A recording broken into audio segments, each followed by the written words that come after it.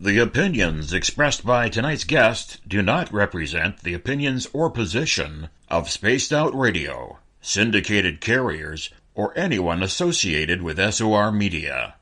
Listener discretion is advised.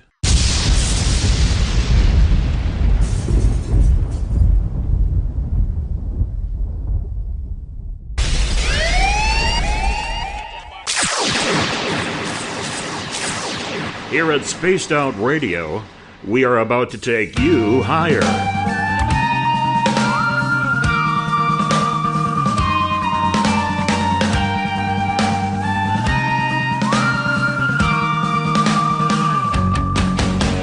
Broadcasting from the Rocky Mountains of Colorado to you listening around the world. This is Spaced Out Sunday with host Tessa N Thomas.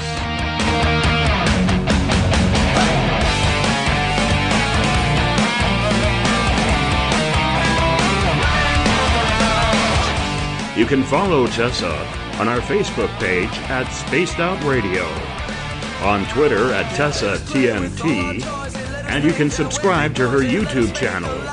Go to youtube.com/Spaced Out Radio for the archive. But we break on command 'cause women rule the world.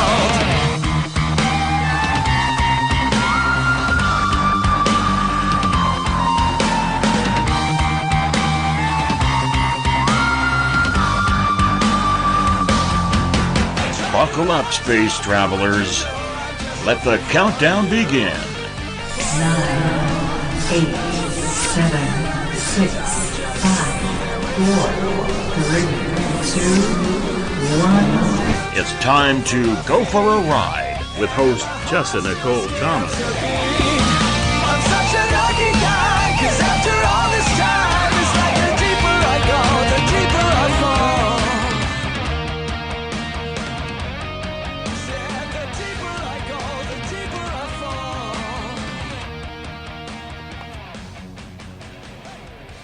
Good evening, Spaced Out Radio. Secure your tinfoil hats, buckle down tight, and hold on loosely as we soar over the rocky tops of the La Platas on a rocky mountain high, get sucked into the vortex of the Four Corners, and settle down snugly at mile marker 419.99 in colorful Colorado. It is Sunday, July 15th, Monday, July 19th for those of you on the East Coast and beyond. This is Spaced Out Radio. Hope you had a rockin' week, an awesome day, an even better evening. I am your host, Tessa N Thomas, and I am live tonight broadcasting from beautiful, colorful Colorado. We are 150,000 strong nightly on Spaced Out Radio Network, spacedoutradio.com, Spreaker, Paranormal Radio, TalkStream Live, as well as Deep Talk Radio, which you can find at deeptalkradio.com.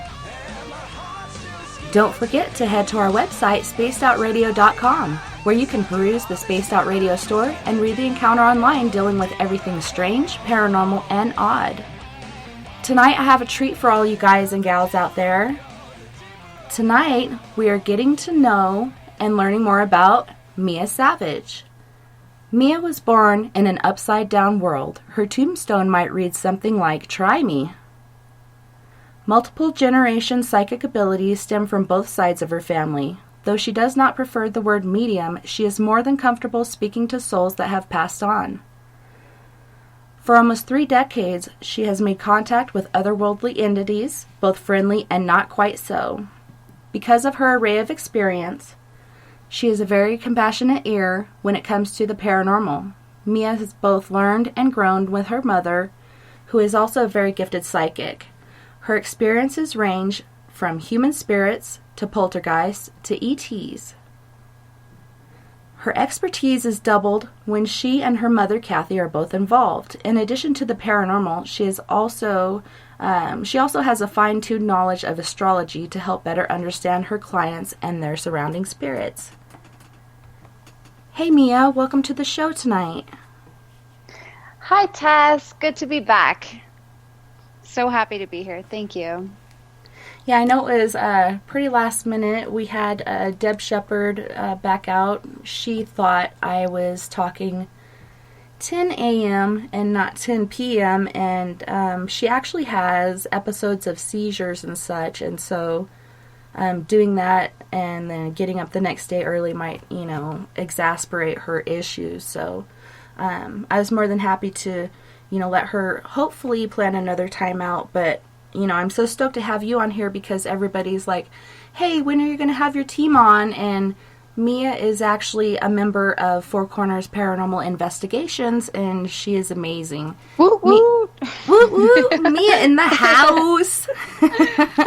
Oh, it was for the paranormal, but thank you. I'll take it. No. Yes. I love our crew. I really do. Like, just some of the most open, cool, awesome people that I've met in my life, and it's just like, it's so wonderful to meet people that you are on the same level with or that can understand you and speak your language. Is just awesome.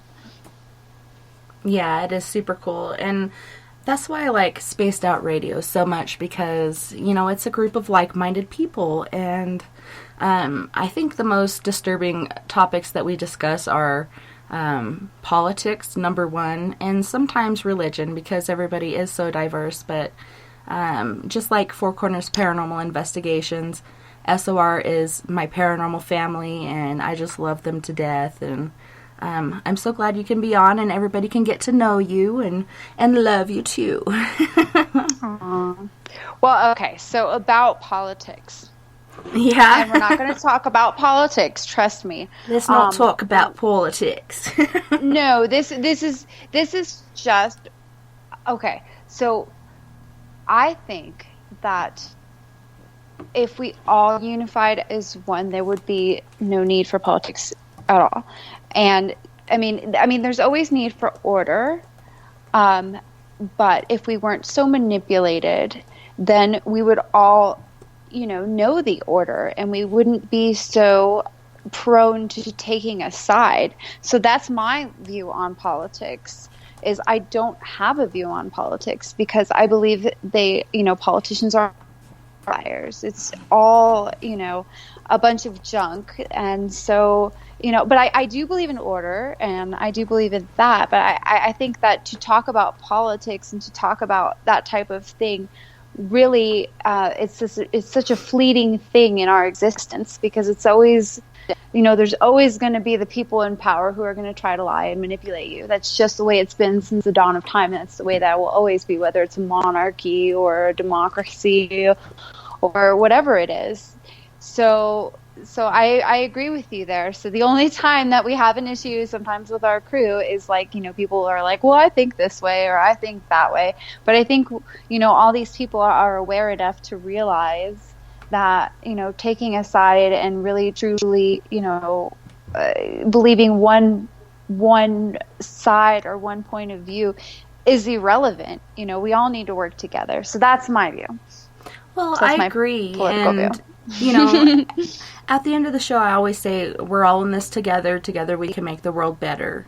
Yes. Because we do need each other. And I do, and the more I see it, the more I feel like political parties are just another way to divide us. Because together we are strong.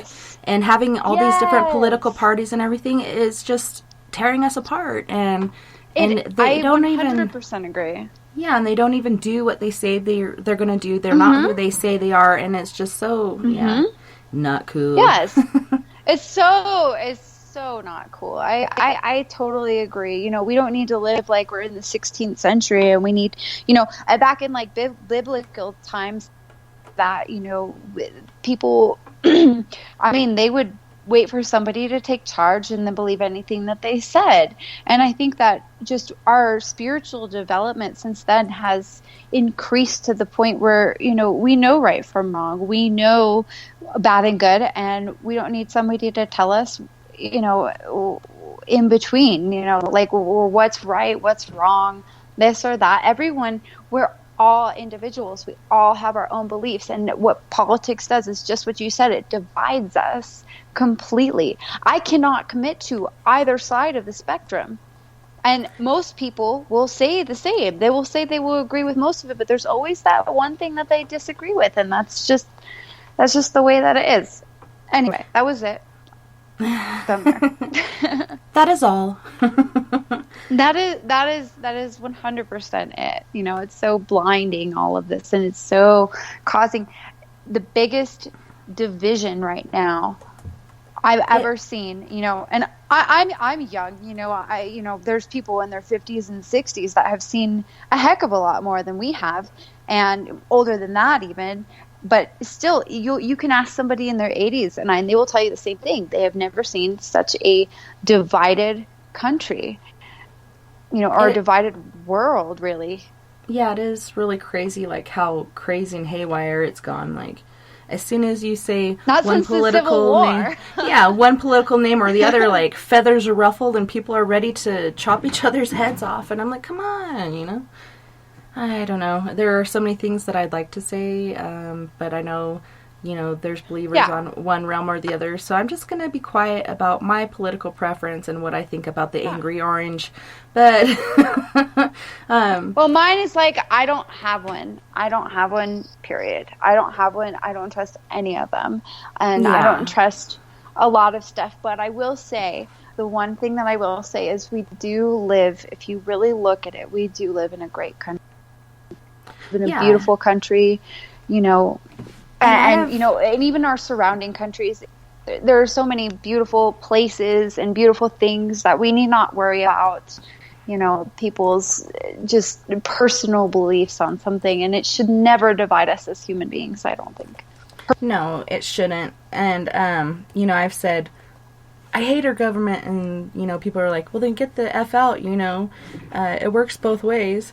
And, well, I didn't say I hate my country, I hate my government. And, you know, I learned this from an early age. I always said I would never join the military, and that's why I tell people, never say never, because for me, every time I've said it, it has always happened. And joining the military was one of those, and, you know, you're just a piece of military equipment, basically. If you get sunburnt, you're getting written up or in trouble in some way. If you get a tattoo that they don't like, you're in trouble. If you wear something they don't like, you're in trouble. And they could care less when you get hurt and all this other stuff. Luckily, the VFW and, you know, the medical facilities and everything are starting to do what they should be doing, supposedly. But for so long, they have just, look at all these homeless people. Like, it seems like 90% of them are veterans of Vietnam or a lot of them, yes. Yeah, even more modern wars, and it's because our government is like, okay, we're done with you. I said we're done. Goodbye. Goodbye now. And it's like, no, that's not what you do. They put their body and their life on the line to defend their country, and you're just like out on the streets. They don't even care. Like, there should be some sort of housing for these people with PTSD and all these other issues, and it's just really sad. But I love my country. I really, really do, and I love the rights that I have, but I love the BS that the government tries to pull, whether it's UFO disclosure, not disclosing, or that's my favorite one. Yeah, or I love all how the lies they've they tell. turned it around. You know, they at first completely, you know, didn't acknowledge it, and then there were files that were unsealed, and then there were words that were taken back even recently, even like pertaining to the, you know, like the Phoenix Lights. There were politicians who completely disregarded it, even mocked it. You know, wearing like alien uniforms during conferences and making fun of it. And then years later, when they retired, they said, you know what? We lied. Sorry. Yeah. You know, I got to complain with you guys. You know, like, this was really had no idea, and no, it had nothing to do with, you know, our military. So yeah. So it's kind of a joke to me. I'm going to try to pull us out of that subject now, because I don't want to make anybody angry, and I don't want anybody, you know, that's just not a subject that we you know, need. Well, one last note on that, closing note. Yeah. Bob Davis, our brother Bob, we love him so much, said that 22 vets per day kill themselves every day. And that's how bad our problem is, because okay, so that wasn't the last thing I was going to say. I have a unicorn that I hang, and it's a paper-shaped unicorn that my friend made for me, and he was in the military, and he loved it. He loved the training, he loved everything, but he received a back injury, and all that they did was throw drugs at him, basically opiates, morphine, like the strongest thing you can give him, and then they take him off of it and try to give him like ibuprofen or something. You don't do that. You taper down, and then you give him something else. But he couldn't handle it, the pain, them not doing his surgery, and putting him on opiates in the first place, and he ended up blowing his head off with one of those Desert Eagle guns. Like, those things are so insane. But it just makes me feel terrible because he's not the only one. And everybody, No. And this is where I'll end. Everybody, love your vets, support them. Even if you don't support the war, love your vets, because they're there. They're fighting the war for our way of life and our freedoms. And, F the government, but support your troops. Yeah, support your troops. Thank you. In every way, yes. Yeah. I agree. Indeed. So, Mea, tell us a little more about yourself. Like, when was your first paranormal experience? Well, I think we kind of touched on it the last time. I can't really pinpoint my exact very first paranormal experience because there was so many around the same time. So I can't, and it's hard to explain exactly which one was the first. There were so many things. I used to see things as a child, but the strange part is, and this is what I didn't say on the last one, so ghosts aside, and I'm not sure how many believers there are of other realms that we cannot see. I actually heard this kid on YouTube, and he was a young kid talking about, the fifth dimension, and he was, it was wild. And he was talking about physics, though. He was not talking about the psychic, like the metaphysical realm. He was talking about physics and the fifth dimension and, just things that we cannot see. And I truly believe that when you're young, sometimes you are in tune to that and you get accustomed to it until you kind of grow out of it because you're manipulated by your world. But I used to see what I used to call fairy tale creatures jumping into bushes, and they all looked the same to me. They had kind of like almost the back end of a horse, kind of, and they were kind of like fairy creatures that I thought maybe were prehistoric or something. Were they like a little tiny Sagittarius? That'd be so awesome, because I'm a Sagittarius. That's exactly, Tessa, they looked just like that. And they were like little fairy creatures. They would jump into bushes, and they were like little fairies. And I used to see them when I was a kid, walking home from school a lot. And I didn't think anything of it. Now, years later, I'm probably about 20 years old, and I'm starting to really, after all of my psychic experiences, after all these different things that have happened, I started doing research about fairies, and I actually saw the exact creatures, and I don't know what they're called because I haven't looked into it in a long time, but it was just so crazy to see these paintings or these pictures and these descriptions of the exact things I used to see all the time as a kid. And so, that was kind of just proof to me that, hey, maybe like these things really do exist, because I saw them clear as day.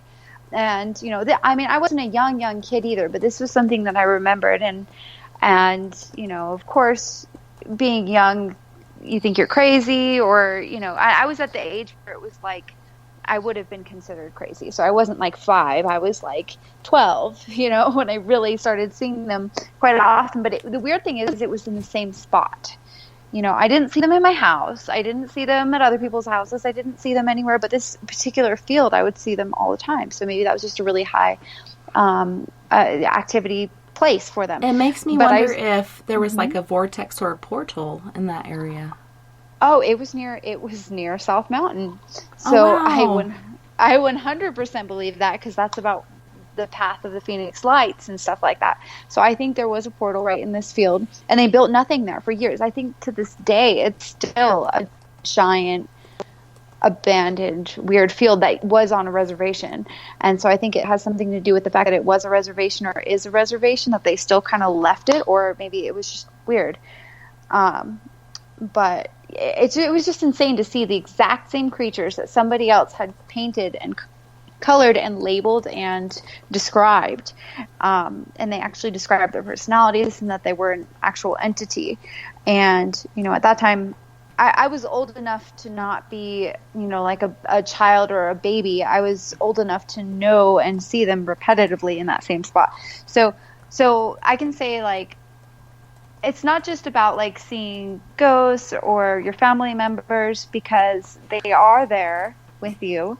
But I think that there are other things and other realms that we just don't see or know about. And I used to make jokes, with a friend of mine that she was my very first roommate, and we would make jokes about creatures in our house. And I think there really was fairy creatures in our house, just things that would happen. They weren't like a poltergeist. They weren't like a ghost or a spirit that was there all the time. Could have been residual energy, but it was always kind of like this mischievous things, little things that would be moved, socks that would be taken, and there was no explanation for it. And so I really do think that there are other realms, and that's like a whole nother thing other than just, your typical family member spirit type of deal. Yeah. Well, that brings me to a case that we just recently had. What was that? Like 3 weeks ago? Possibly 4? I don't know. Time flies by so fast for me anymore. What was that? Are you still there? Yeah. No, I know the lady that we spoke with. I didn't actually end up working the case because I had company, and I remember her daughter, and I remember the things she described sounded more like fairies and less like a poltergeist. Yeah, but remember, we went for our preliminary investigation with her, basically the interview. We didn't do it in the house because we were afraid it could be something dark, or it could be a poltergeist involved with her daughter. So we're like, let's meet at a neutral place. So we all met up, and I poo you not, I cannot say the other word. Like, people were being touched, people were being emotionally affected, yes. And I was like, man, is this something dark? And it could have been just the energy off the lady we were interviewing, because she's got so much hardship and turmoil in her past experiences. Come to find out, we sent Jamie and Linda. I think it was just Jamie and Linda, wasn't it? Yes. I think so too. Yeah, I know I gave the equipment to Jamie, and I really wanted to join. But I do know one thing, that like the fairy spirits are the partiers, and she did have some exes that were into I don't know if it was hallucinogens or something like that. And I truly think that, I don't think she was. I think that she just kind of like had some things that were open in her, were invited into her house. If you ever like listen to some of Doreen Birch, there's a book. It's a tiny little book, and it's called Earth Angels, and it talks about elemental spirits. Elementals, where they talk about the elements, but there's what she just defines as elementals are fairy realm spirits that roam around, like fairies, mermaids, stuff that you hear in fairy tales. But where did that stuff come from, though? You have to really question yourself. Why is it that it's so, prominent and predominant? Why do people see the same things? Same with an alien. Why do people describe the same things? They might actually come from somewhere, like the Bigfoot and stuff. It might actually come from a different realm that we cannot see. So I don't rule it out, and I don't take it too seriously, but I also know what I've seen, and I also know that what she seemed to have going on in her house, what we all kind of declared and decided, didn't sound like a ghost or a poltergeist. It sounded like a residual energy or some little mischievous spirits. Either one poltergeist or I'm not sure. Yeah, to me it sounded, when she was telling me more and more, and the energy or the activity stops when her daughter goes to sleep. And I'm like, oh my gosh, this sounds like poltergeist activity. And then they said it was fairy activity. And they told her, put out some toast with honey on it. They told her milk, but she didn't have milk at the time. So she put out some other drink, but I was really flabbergasted because I have experienced like little people, gnomes, whatever you want to call them. They look like humans, but they're about a foot or less tall. I've seen those. Didn't know what exactly they were. I called them little people or the takers. But as far as fairy activity, stuff like that comes from our roots. Are you from Germany? Are you from Ireland? Where are you from? And Celtic a lot of times. Yeah, maybe these things came over on the boats with you and your family. Maybe they hid in your luggage. Who knows how they got over here? Maybe it's something in your bloodline. Like they were saying, the daughter has Fae bloodline. But come to find out, okay, so the daughter very next day goes to Florida with her grandmother. Everything's perfect, fine. And then all of a sudden, there's a K on the roof and, or the ceiling of the powder room. There's a K and there's a triangle, and it's done in the grandmother's lipstick. She finally admitted that she did it, and so I think this little girl is acting out due to the trauma that she's been subjected to. And it's really sad. Yes. And, you know, she's asking me, what do I do? How do I do this? And I'm like, I am not a psychologist. I'm not a psychiatrist. I can't give you this information. Like, I have really good advice. Like, spend time with her. Don't talk about your past experiences in front of her or around her because you're just re-traumatizing her. Agreed. But I am not a doctor. I cannot give you advice without being liable. Like, you need to go see... And you also don't know the child as well. Maybe the child has heard this so many times that it doesn't matter anymore. You don't know. She's re-traumatizing. But I think that doors were opened, period, with the trauma that was experienced. And maybe something slipped in or something. But how do you explain, like, the activity? They're all in the same room. The elliptical gets tipped over on the daughter's foot. The 3-tier metal bowl, you know, for fruit or vegetables or whatever you put in it, is thrown at the grandmother's head. And the mom is just sitting here seeing all of this and like, oh my gosh, what is happening? And everybody's screaming and crying and it's all traumatic just the day before they go to Florida. So I know that part is not the daughter. The daughter and her emotional and other, you know, things that she's going through is a big part of it. But is it Fae activity or is it Poltergeist? Like, but you know, when she it's always hard to tell. Yeah, it's always hard to tell because it can be similar things. You never know what you're dealing with, you know, when you go into an investigation. But that's something that they don't touch on that with the ghost paranormal shows. You know, they always think it's, you know, a person or an entity. You know, it could be something completely different. It could be something that was invited in that's not, you know, or of something this world. Yeah, I think that it's possible the trauma invited something else into this world, and maybe what she feels closest to, the daughter, is that realm. But there's not always the best spirits in that realm, from what I've read. So this is all, you know, this is speculation. This is probably way out there for a lot of people. So, I mean, if that's the case, like, I can't tell you. It's still even out there for me because it's a whole different animal. You know, it's not just like talking to the dead or poltergeist, angry ghosts.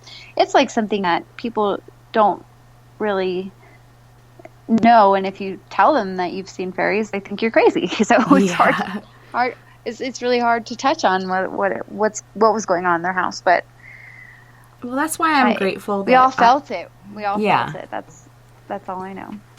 Yeah, and I'm wondering, was what we felt at the restaurant attached to the restaurant, or was this attached to the family? And that's what's hard. What I felt was definitely, I think part of it was also her story. We're all very empathic. Our whole crew is very empathic, and so she's telling us these stories that were pertaining to abuse and trauma, and I think that in itself is very, very draining. So whether that was an entity or just our empathy for the kid, it's hard to tell. Well, yeah, and it wasn't only draining. Like, something was touching us. Something was causing, like, I believe it was between you and I, there was, like, this heat that we felt on our arms. Yes. There were so many weird things happening, and it just so happened to coincide with our monthly Four Corners Paranormal Investigations meeting, and I went there early because my car was dying for some reason, and come to find out it was just a loose wire on the battery because my husband kept taking it out. But I'm sitting there, I'm trying to get this cramp out from in between my shoulder blades, and I'm laying down on the bench, I'm rolling back and forth, I'm doing all this stuff, I'm feeling so tired and so drained. When is everybody going to show up? Like 2 hours later, I'm on my way. But it didn't start to work itself out until we started doing those energy exercises that Linda brought, and it amazed me. Like, I've tried yoga at the gym. I'll try anything. If it works for me, it works for me. If it doesn't, I'm like, I'll try something else. But the more and everyone's body is different. Yeah. Yeah. And the more and more exercises that I tried, the more and more this pain in between my shoulder blades was going away. And you and I, basically at the same time, it's like we opened our eyes and it's like, I feel like I'm in another world. Like, the color is brighter and everything feels more energetic, and I feel so much better now. And those were just energy exercises, and you can contribute it to chakra, or what were the other terms she was using for these different other, like Japanese and other? It was kind of like a Tai Chi type of exercises that she was having us do. Chi is life force, okay? And so it's just moving your energy around, taking it from the earth. So we did a lot of grounding Tai Chi type exercises, working with chakras, grounding like you stand and you feel like the roots going into the earth and out. It's a lot, and it's kind of difficult to describe in such a short time.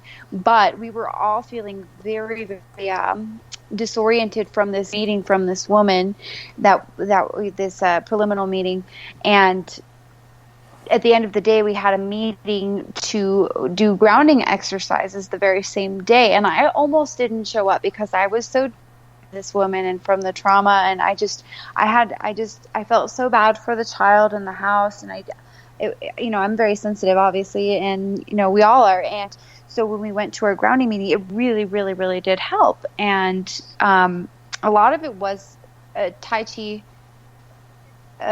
based, or very similar to. There was another type that she used. I wish I could remember the name of the book that she said that she referred to for most of them. But the exercises are very easy. Anyone can do them. They were just grounding and centering your energies. And at that time, I think we all needed it, and it worked for all of us. So I think that we're going to make that a thing. And I definitely encourage everyone to look up, Tai Chi and things related to that, to move your energy around, especially if you are working with, paranormal type things, because I think yoga is good. Okay, don't get me wrong. I've done yoga for a long time. I love yoga. But sometimes you will open a chakra too much. I've had times where I've opened my heart chakra too much, and it's almost like I have a hormone imbalance. I get really sad at something or really overly happy where I cry, almost like a pregnancy feel type thing. Yeah, postmenopause or something. Yeah, something weird like that. So be careful with yoga. Yoga is wonderful, and it works great for people. But if you're really sensitive, just be careful and just be aware of your chakras when you're doing it, because if you're kind of just mindlessly doing it, you'll open chakras and they'll be too open or unbalanced. That's my only peeve with yoga. And she was having her young daughter, that's the other thing, she's having her young daughter do yoga with all this stuff in her house, and if she's moving all of her chakras around and opening them up too much, she might just be, she said her child had behavioral problems. I think if you're messing around with your chakras and opening and closing and, opening yourself to things, part of her child's issues are not bipolar. It's that she's opening all these different chakras and closing them, and this kid's only, 8 years old. So, and I did feel she was gifted be aware. and everything, and she didn't know how to put that out there. And Renee's in the chat room talking about fairies, and she's like, I don't need to read books to know what I see or don't see or what is out there. Fairies and the like is jumping into Grimm's fairy tales. Which, when this subject came up, I was like, wow, I never even considered fairies, because, like she said, that's things you read in fairy tales. And I haven't been trained in that aspect. I've just grown up experiencing what I've experienced and knowing what I've known. I've never experienced fairies. I have seen them in books and, you know, people taking pictures. Supposedly that was a fraud. But I've heard so many stories, and I know that I have seen, and I used to refer to them as kobolds, which those are from Germany. But these little critters, to me, looked like gremlins. They didn't wear clothes. They didn't have human noses. They had more of a dog-like face. They had like the big gremlin pointed ears. And I just read an article recently that called them Kentucky goblins. And when I saw the picture, I was like, oh my God, that's what it was. And I experienced this in the northern part of Arkansas, Pettigrew, Arkansas, just touching the border of Kentucky. And I've always been like, are they demons? Are they this? Are they that? And then I found a lady who was a coworker. Her niece went through the same thing my brother did.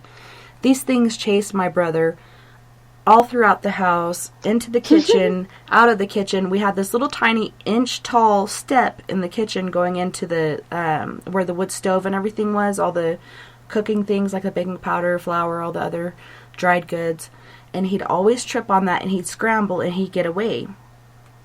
Well, the very last night, he didn't, because my grandparents caught him and just held him there, and then he just went limp all of a sudden. After that, they didn't chase him through the house anymore. Right before all that started, I've always had issues sleeping at night, and I saw this flickering coming through my window. Well, that's weird, first of all, because I'm right next to the chicken yard, and there's nothing out there. There's no lights out there. There's chicken houses. There's a barn. There's a pile of wood. There's this tree with these silkworms in it. But chickens all over the place. An old tractor tire with water in it. No fire ever burnt out there. And I'm like, what is that? Like, is Grandma and Grandpa burning something? And so I crawl down to my window and I peek around the corner, like, ever so slowly and carefully. And I see these little goblin-looking things dancing around the fire. And to me, like, you know, I had seen gremlins. They look like little gremlins. And one turned to look, like, in my direction. And just as soon as it did, I flopped myself back in bed, covered up really quick. And you know how you put the blankets over your face just, like, below your eyes so you could see or not see, you know, depending on what range of scared you are. And stayed as still as I could. And then you could see the shadows coming up to the window. You could see their, like, heads and pointed ears looking through. They didn't see anything, and you could hear them jabbering back and forth, and then they went away. And after that is when my brother started getting chased, and after that is when I had a really crazy dream, and, I ended up having this dream. I'm in my bed. All of a sudden, my bed starts tilting down, and there's this hole at the end of the bed, and there's fire in it. And my bed's tilting and tilting and tilting, and it's not like baseboards we have these days. Like, this baseboard was below the mattress at least like 4 or 5 inches. And I put my thumbs in it, and I'm trying not to fall in the hole of fire. And I wake up, and I'm at the end of the bed. My blankets are all messed up. And I'm thinking, wow, this is like the craziest dream I've ever had. And then I realize I still smelled smoke. And I'm like, well, maybe Grandma or Grandpa got up, they rolled a cigarette, they're smoking it, but it didn't smell like that velvet tobacco. And so I'm like, what is that? It was cigar smoke. And so I look over at my doorway, and there's no door on this doorway. It's just lace curtains that you can close or open. And of course they're tied back so Grandma can come check on me or whatever. And there's this man standing in the doorway, and he almost fills the whole thing.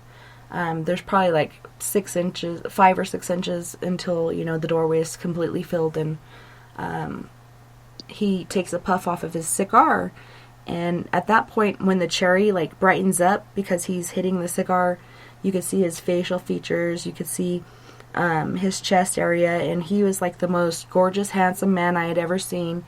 He was wearing this black and white, you know, tuxedo thing going on, and he was just, you know, arrogant and full of himself, and I knew exactly who it was. Like, this was the devil, and I'm only like 7 years old at the time. How do I even know except for my gut is telling me the devil is in my doorway? And I had had nightmares growing up, and my dad always told me, say, Satan, God stands before me, Satan fall behind. And I didn't even say it out loud. I just said it in my head, and just like that, I was out. Like light. And, woke up thinking, this is so crazy. And then years later, when the family got back together, because we were torn apart, a drunk driver killed my mom. My 3 older siblings went with their dad. Me and my little brother went with our dad. And, but yeah, years later, we got together and told all these different ghost stories and all these experiences we had had. And I told that one, and my dad totally freaked out. And he's like, what the heck? Like, your mom told me a similar story, but this guy was right next to her bed. And she actually talked to him for a while. And, I don't know if that resulted in what had happened to her or not, but I just kind of find comfort in it's getting further away. Like with her, it was at her bed. With me, it was in the doorway. And I've told my kids all my experiences, how to deal with them, because I want them to be educated in this stuff. Nobody else teaches this. And so hopefully it'll be further away. Maybe it'll be peeking through the window or something when it comes to the kids. Maybe it won't come back at all because it knows better, but it was quite weird. But yeah, goblins and fairies and such, it's hard to accept it because we do read those in fairy tales. But even Greek mythology, I think, is true to a certain extent. There's so many things that have been passed on for so long, it does become just a story or, somebody's imagination or whatever. When these things are true, look at these paintings in ancient times of UFOs in the background. Like, have you seen those? Oh, absolutely. Yes, I have. Even not just the Egyptian times, but the biblical Christianity times and Catholicism. They still have them, and it's odd. You watch those documentaries, and this is the first time in history that people have even acknowledged this. I mean, even though it's been here for so long, nobody's ever, that's the whole people, being kind of controlled and manipulated for so long type of deal. Either a lot of people know about this type of things, and it's been kind of hidden by the general public for a long time in order to maintain power, which is my personal belief, or people are just now to the point where they can accept it and believe it in a more logical sense than back at the dawn of time when we had no technology and we had no explanation to these type of things. So there's only 2 ways it can go. Either it's been around forever and we're being blinded, or or it's a fantasy. But it's it's actually more logically and scientifically explained that there, has been, outer space creatures or other, forms of existence or gods. That's more likely than there being nothing. It truly is. How can we be the only ones on this planet? Well, I mean, in the universe, in the universe, yeah, that's what I mean. Yeah, on this planet, vast. we're the only living beings in the universe. It does not make sense. Yeah. So either people have known it for centuries, or they just really haven't known it, and we're just starting to discover it. So it's, one way or the other. Yeah, it seems pretty egotistical to think that we are the only ones. Or ignorant. I don't know which word you want to use. Ignorant. I want to use the word ignorant because even scientifically that's ignorant. But we've been lied to for so long by our government. Government in quotation marks. They lied to us. They take advantage of us. They take our money. They do so many things. They don't even need our money. But why don't they just be honest with us? And they're like, well, maybe there will be mass hysteria or all this other crud. I think people can take it, especially the way they've been, doing these things on the History Channel, especially and lately. Other channels. Yeah. Yes, and I love that, and I applaud them for that. I love that. I love that the History Channel now makes people think, as they've taught us for years and years the same things in schools over and over and over. Now there are people that are publicly displaying and publicly trying to open people's minds and their perception. And I'm not a big fan of TV, but I will tell you that's the coolest thing. If I see something cool on the History Channel that I can or can't watch, usually I'll record it so I can kind of go over it. There's a really cool one on Mother Teresa. There's all kinds of stuff. I was actually watching, like I was telling you when you called me earlier, about David Icke. Mm-hmm. Now, he, one of the first books that I read, it was a conspiracy theory book, and the person that had it, I went to their house and I read it, and I was a teenager at the time, and they said, you probably don't want to read that because it'll mess up your brain. It'll mess up your perception of things. And I read it, but I think that person didn't realize how far along I was as far as open-mindedness. Some people are more easily manipulated by someone's opinion than others. And so I was able to read it with a more open mind rather than just thinking, okay, everything he says in this book must be true. Yeah. And some of it blew my mind, but some of it was like, I think that's more of an opinion than an actuality. But I was watching a documentary on David Icke, which I had no idea he had as many books as he did. I knew he had quite a few, but I didn't know he had as many as he did. And he actually predicted some things to a T, to the pinpoint on the map, such as Hurricane Katrina. He said there will be a mass hurricane, and he said there would be one in New Orleans, and I believe it was a book that he wrote in 1998, and he said that exact thing. Now, I'm not saying like he's a prophet or he sees the future or anything, but I do think he's in tune with the he's on point as far as being able to filter out some of the manipulation that some of us have experienced. So, a lot of people have a lot of different opinions of David Icke, and I'm going to stay neutral on him. I will just say that I am neutral on him, but I will say that it was very impressive that and also the war with Iraq was predicted in his books. And I had never, I haven't read all his books, but I will say that some of the things that he has said in some of his books have actually come to exact fruition. To a T fruition. So I'm not saying he's some sort of prophet. I'm not saying he knows the future. We're beyond that. I think all of us can see the future. All of us see where we're going. I think science fiction is a wonderful way to display that. Some people, I wasn't into science fiction until I realized, and my mom actually is the one that brought this to me, that there were some science fiction movies that were, books that were written years ago that have come to fruition. People that just see the pattern of life or see the way it's going. Mm-hmm. And they've, I think that people are able to predict in a sense. We're all able to predict what is next to come. We all know that the robot generation is coming.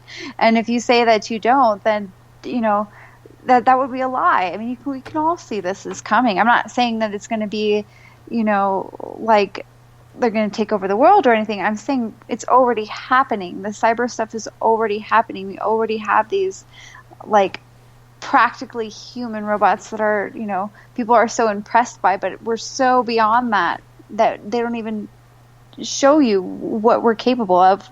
There are people that it's coming, and eventually, and maybe 10 years, maybe 20, maybe 4, we will have robots doing a lot of our work. We already do. The robot is computers. There's computers are doing half the work that, if you look in the 80s, computers are taking there's no telemarketers anymore. Think about that. That used to be a job, and now there's very few of them that even do that, because now it's just a recorded phone call. You have people, in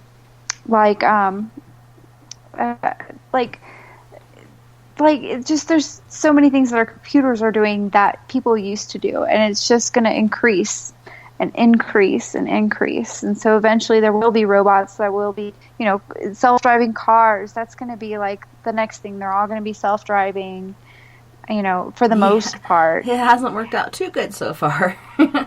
It hasn't, but for instance, like the new Cadillacs, from what I hear, if you're on a long road trip, they drive themselves on long highway miles. That's just a feature, a regular feature in Cadillacs now. It's just a normal feature where you're driving long distances and it just takes over and it steers for you. It's self-steering, just takes over and drives for you on long distances. So, I mean, you can't trust it in the city, but you can trust it, in the country with all the deer and everything, Yeah. what is it going to do if a human mind can't figure out what to do in a some type of a predicament? What's a robot going to do? What's a computer going to do? What's a system going to do? Yeah. So we all know that's coming, and it's been predicted for quite a while. So we all know that's coming. Now, do I think they're going to think for themselves? No, because no matter what, a machine is still a machine. A computer is still a computer. But can it replicate and mirror our own thoughts and our own reactions due to our emotions? Absolutely. It's already there. It's already going to do it. It's going to, that's the next thing. We already have just so many things that are in that direction. The next thing, we're going to have the most lifelike robots that are going to be in our house, doing our chores, doing whatever for us. In the next, I would say, 10 years less even. I really do believe that. Yeah, AI... We're all going to have our own house. We're all going to have, our own robotic maids, I swear. All the rich people first, of course. Well, I'm all good with that. You can do my dishes or my me laundry too. and stuff. Heck yes. Heck yeah. AI really definitely scares me because all the stuff I've watched on it, the more they are in the world and the more they learn, they always come to the point where they want to rule the world. They want to come visit us in zoos, little human zoos and stuff like that. It's pretty crazy and disheartening as far as being a human. But yeah, it's pretty creepy. And they kind of try to laugh about it. But if you just listen to that undertone, what they're actually saying before their laughter, it's really creepy stuff. What we don't want and what we are afraid of and what they've been, what all the science fiction movies and books have been about is not necessarily that they want to rule the world, but that they become more intelligent than us and they just begin to rule the world. Because if they're constantly absorbing information, getting stronger and stronger and stronger, and more advanced and more advanced and more advanced, it's not that they have free will, it's that they just become stronger than us, and that's the fear, that they just I don't necessarily think that's that's an opinion, and that is possible that they become stronger than us, but really can't become stronger than us because we created them in the beginning. I don't know, we created cars. I mean, there's so many different things out there that do, take over or take our lives or whatever. And like you were saying, these things are learning entities. In a way. They're learning every day and all the time. And they're not only learning what's going on in their, environment at the time, they're learning from all these other things that are going on the web and all these other places that they're attached to. And, it's just insane. They can retain a lot more information than we can, too. So that's the other thing. We have emotion, which is not a weakness. It's actually a strength. But it would be they have no emotion to hold them down. They don't have, that thing that comes once a month. They don't have jealousy or fear or, so it's a thought. But I truly believe that people in science fiction, they have actually predicted some of the things, and not just science fiction, just, there are predictions, and a lot of people are on the same. At this time, they're all on the same page, which is so wonderful. We have all these awakened people that are no longer restrained by the extreme religious, like cults. I love watching shows on cults and just learning and getting people's heads. And sometimes I'll watch some of the cult leaders, in the actual footage, and I'm like, no wonder these people were manipulated. This is so convincing. Yeah, they I can only great imagine charisma. Yes, and I can only imagine being there in that given moment, especially at a point of weakness where I feel like this is, something that's positive for me, or especially after all of the conditioning that they go through, but prior to, like mass suicides and all that. I mean, they're so convincing. Don't drink the KoolAid. Definitely do not drink the KoolAid. And there were only 30 people who did not drink the KoolAid. Yeah, and they wanted to get out of there, and they some of them got shot. Mm-hmm. Trying to escape. It's and they crazy. gave the KoolAid to the babies first. Even some of the kids didn't want to drink it. Some of the kids got away and didn't drink it. So good for them for, listening to their intuition and getting the heck out of there. So if you're out there, I'm clapping right now because you didn't drink the KoolAid. Well, Yvonne... But that's the thing about young people, though, too. Young people have a lot of protection around them. And I truly believe, because I've noticed even as I've gotten older, it's like my spirit guides, they kind of almost look at me, and sometimes I laugh because I see them, and they're like, nope. You got to deal with this on your own. You got yourself into this mess. Like, you're going to be fine. Just, we're not going to be there to protect you as much as we were before, type of feeling. Well, on that note, Mia, we got to go to our first break. So you guys don't go anywhere. We'll be back in just one moment. Heading to Vancouver and looking for some great nightlife? The Moose Vancouver is the place to be. Catch a game on one of the big screens, or just come rock out to your favorite 80s and 90s hair bands. Great food starting at $6.95. The Moose Vancouver is open until 2 a.m. nightly. It's easy to find near the corner of Nelson and Granville. The Moose Vancouver is the official rocking bar of Spaced Out Radio. Find your escape where time has no limits. It's about living today and cherishing the heritage of yesterday. A spirit of adventure for what is new, with the nostalgia of the past. Your timepiece is a reflection of who you are. Life surrounded by beauty from the world around us to the soul within. EscapeWatches.com. There is no time like the present to enjoy your escape. Use promo code SMF2017 for your 20% discount today.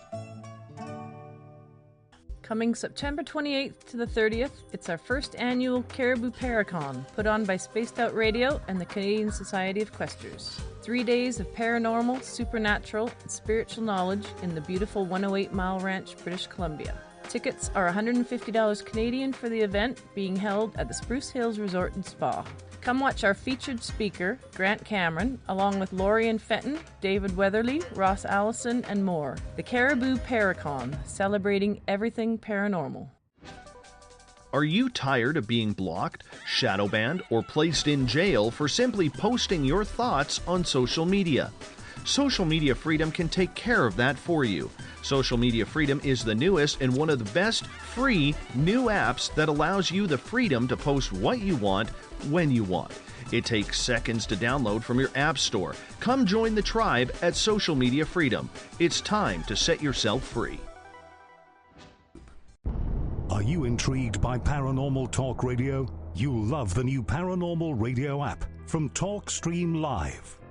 You'll find a great selection of talk shows covering UFOs, ghosts, strange phenomena, and much more. Download the Paranormal Radio app now and start listening to the very best in paranormal talk entertainment, including the network you're listening to right now, the Paranormal Radio app, free in Google Play and the iOS App Store. We're bringing scientific thought to the paranormal. Hi there, this is Spaced Out Radio scientist Chris Cogswell. Join me, Chris Zuger, and Dave Scott the second Wednesday of every month, where we break down the who from the woo when it comes to everything paranormal. We'll investigate and try to bring sensible answers to those straight and sometimes outlandish questions people have. Hey, not everything has an answer, but we'll do our best. Listen in to Reality Paranormal only on Spaced Out Radio. Visit purpleplates.com today. For over 40 years, the Purple Energy Plates have been delivering amazing results for their many customers. Inspired by the great genius Nikola Tesla, the harmony, healing, and energetic effects of the plates have proven over and over to be beneficial and often miraculous to thousands of customers. Check their site for daily specials and choose from their many energy products. You won't be sorry. Visit them today at purpleplates.com. When it comes to the news, we look for the stories that the mainstream won't cover. Welcome to Spaced Out Radio's The Encounter. This is News Director Everett Thiemer. The Encounter is about the weird and strange stories that occur daily, and we scour the world looking to bring them to you. You can hear me with Dave Scott every Monday through Friday in our Encounter news segment. Read us online at spacedoutradio.com or check us out and give our Facebook page a like at SOR The Encounter. So come give The Encounter a read. Are you an experiencer? Have you had run-ins with strange creatures you can't explain? ETs, Dogman, Bigfoot, werewolves? They're enough to scare the daylights out of anyone. Hi there, I'm Butch Witkowski from your 4-Cop. And on the last Monday of every month, you can listen to me and the host, Dave Scott, talk about the weird and the strange being reported on Spaced Out Radio. I'm going to bring my investigations and sources, you bring your experiences, and we'll figure out the rest together. Strange Days on Spaced Out Radio. Come tune us in at spacedoutradio.com. You hear footsteps in the empty room above you. Don't be afraid of the things that go bump in the night. Reach for Spirit Storybox, the iPhone app the Huffington Post UK called the only ghost hunting app you will ever need. Spirit Storybox. The spirits are telling their stories. Are you listening? Are you interested in advertising on Spaced Out Radio? Head to our website at spacedoutradio.com and click on our advertising tab. There, you will find an assortment of ways you can get your product out there with us, from radio commercials to banners and social media. Have a product you like our hosts to endorse? We can do that too. Visit spacedoutradio.com for more details. Looking for nighttime adventure? Old school radio that delves into everything out of the norm? Then check us out at Spaced Out Radio. This is Dave Scott. Every Monday through Friday, starting at 9 p.m. Pacific, midnight Eastern, we're going to take you on a wild ride ranging from conspiracies to true crime and every ghost, alien, and Sasquatch story in between. We're always live and we're always interactive with you. So join us at spacedoutradio.com, where together we own the night. Find yourself constantly looking up in the sky, looking for answers? Have you had extraterrestrial contact? Are you an abductee? Looking for answers to your experiences? Hi there, I'm R. Keith Andrews, Spaced Out Radio's resident ET expert. Join me live the first Friday of every month, where I take questions from the Spaced Out Radio chat room and help you understand those from the far-off world. It's 2 hours of knowledge every experiencer should listen to. Hope to see you there. Tonight's show and topic of discussion do not necessarily reflect the opinion of Spaced Out Radio, SOR Media, or its hosts. Listener discretion is advised. It's hour number 3 of Spaced Out Sunday with host Tessa N Thomas. Follow Tessa on Twitter at Tessa TNT. Our website is spacedoutradio.com. Now back to the Rocky Mountains. Here's Tessa. Hey guys, thanks so much for coming back. It's so great to have you here and in the chat rooms.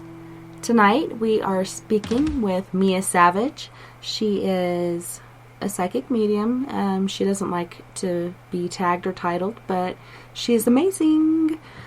Welcome back, Mea. Thank you, Tessa. So great to have you. So last hour we were talking about all kinds of things, fairies, goblins, and AI. This hour, let's hit on our Four Corners Paranormal Investigations cases. Last night we talked with Dan Shaw about Ron wants me to say vortices. We talked about vortices and portals. So, what experience did you have with a portal recently on one of our last investigations? So this was very interesting because I have had portals in my house and I understand vortexes as well. I think vortexes more have to do with the land. This is just a theory. Of course, most of these things are just theories. No matter what anybody says, don't take anything that anyone says to heart. But I believe that this was a portal in someone's home. I think that vortexes are more to do with the land or the history, or maybe like a larger something to do with the earth or ley lines or something like that. I think a vortex is something that has been opened within a home. It's much smaller. I think that there's a lot of things that can be considered vortexes, or paranormal people who dabble with certain types of, witchcraft, or, even just incidentally, like a child, opening a vortex, a portal. I think that portals are like a smaller version of a vortex. I think a vortex is more on a larger scale. Just an opinion. This particular investigation, I was not really prepared for because there was a full moon and I had stayed up all night the night before and I was exhausted. And I was wondering, I had no idea it was a full moon. It's kind of funny because I always have a point, even when I'm awake, I always have a point where I fall asleep, and it's never when the sun comes up. This particular night, no matter what I did, no matter what I tried, I could not fall asleep. And that's not my typical, I always have a point where I fall asleep at some point, even if I have some type of insomnia. So couldn't fall asleep. And the next day we were going on an investigation. And I found out that the girl who knew the owner of the home that we were going to investigate was not joining us. And I was a little bit discouraged because I was kind of low energy because of my lack of sleep. And but we decided to do it anyway. And the two people that were on the investigation were newcomers. Very, very, very, very cool newcomers, but they were newcomers to the group and to investigations in general. One of them, it was her first investigation. The other one, it was, I believe, her second.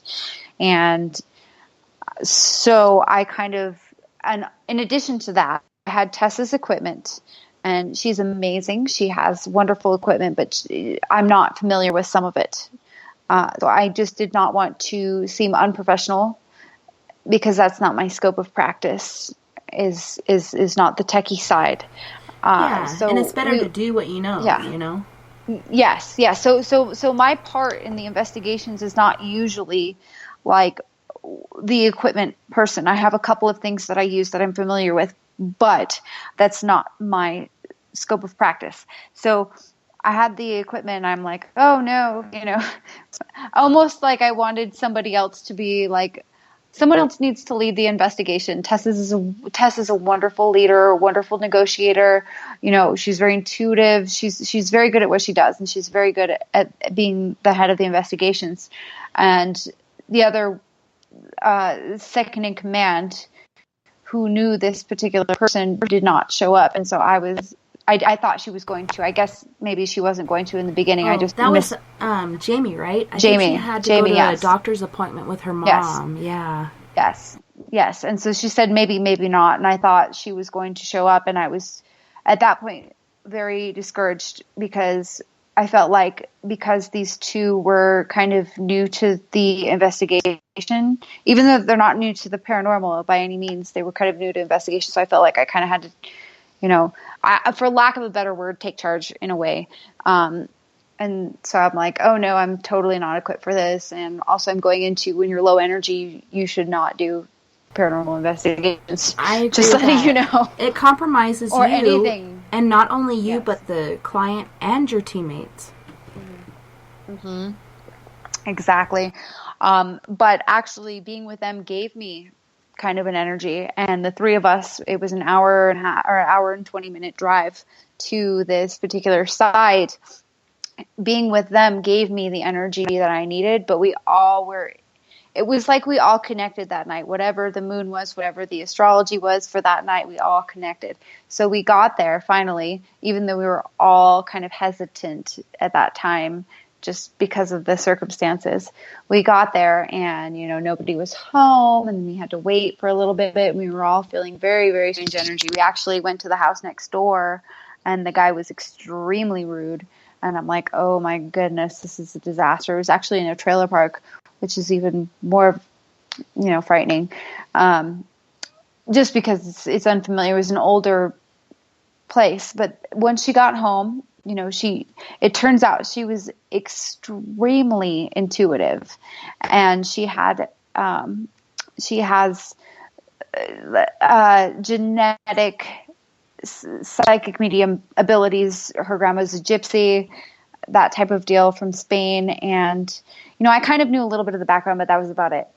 Anyway, we get there, and it turns out, like, before I went, I decided to bring her a necklace, even though I had no idea anything about the whole deal. I didn't think that, I thought I was going to kind of sit in the background and feel things out. I didn't really think that I was going to be the one that was communicating with her the most or whatever. So we got there, and it turns out she was not afraid of this thing that was in her house. And we did our investigation. We moved around. We all felt the same things. We had 2 other investigators. So what I did was I did a walkthrough, and I went into a part of the house, and I pulled one by one each investigator with me to see if they felt the same thing that I felt. And so I went to this particular room. One of them was the bathroom, or that side of the house. And they both felt the exact same thing when I pulled them in separately. And I just wanted to reassure myself and to kind of get indisputable proof that this part of the house was funky, that you walked into this bathroom and you felt like you were spinning upside down on your head, like Layla, like confused, like something was completely off. And they both told me the same thing. So that was the first thing that I did. Later down the road, we did our investigation, and the main part of the house, she has a 4-year-old boy. So his room, he won't sleep in his room. He's 4 years old. So he's open to all kinds of things. He would not sleep in his room. We went in there. We set up all of our equipment. We got ready. And what they caught on the flare camera was something I have never seen before, which is a black hole in the middle of the floor right next to his bed. Okay, now a flare camera, it picks up electromagnetic waves of people.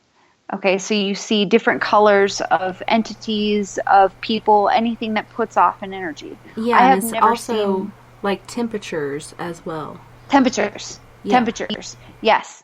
Temperatures as well. And that's what puts off the energy is like a temperature wave.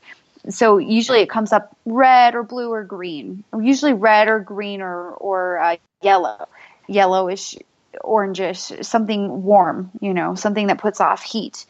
And what it picked up was this black hole in his carpet, this little boy's carpet, right next to his bed. And there was nothing there. There was no shadow. There was no stain. There was no vent. There was no nothing. And there was nothing like that in the entire house. And it was this weird black hole. And right there is when we started getting a ton of activity. We had lights that were going off. We had just all the different things that were going off in that area. Anyway, to make a long story short, I encountered this spirit, what she had seen, because the woman, the owner of the house, the mother of the child, she had seen this spirit at night that was like a skeleton with wings, and it was over the bed.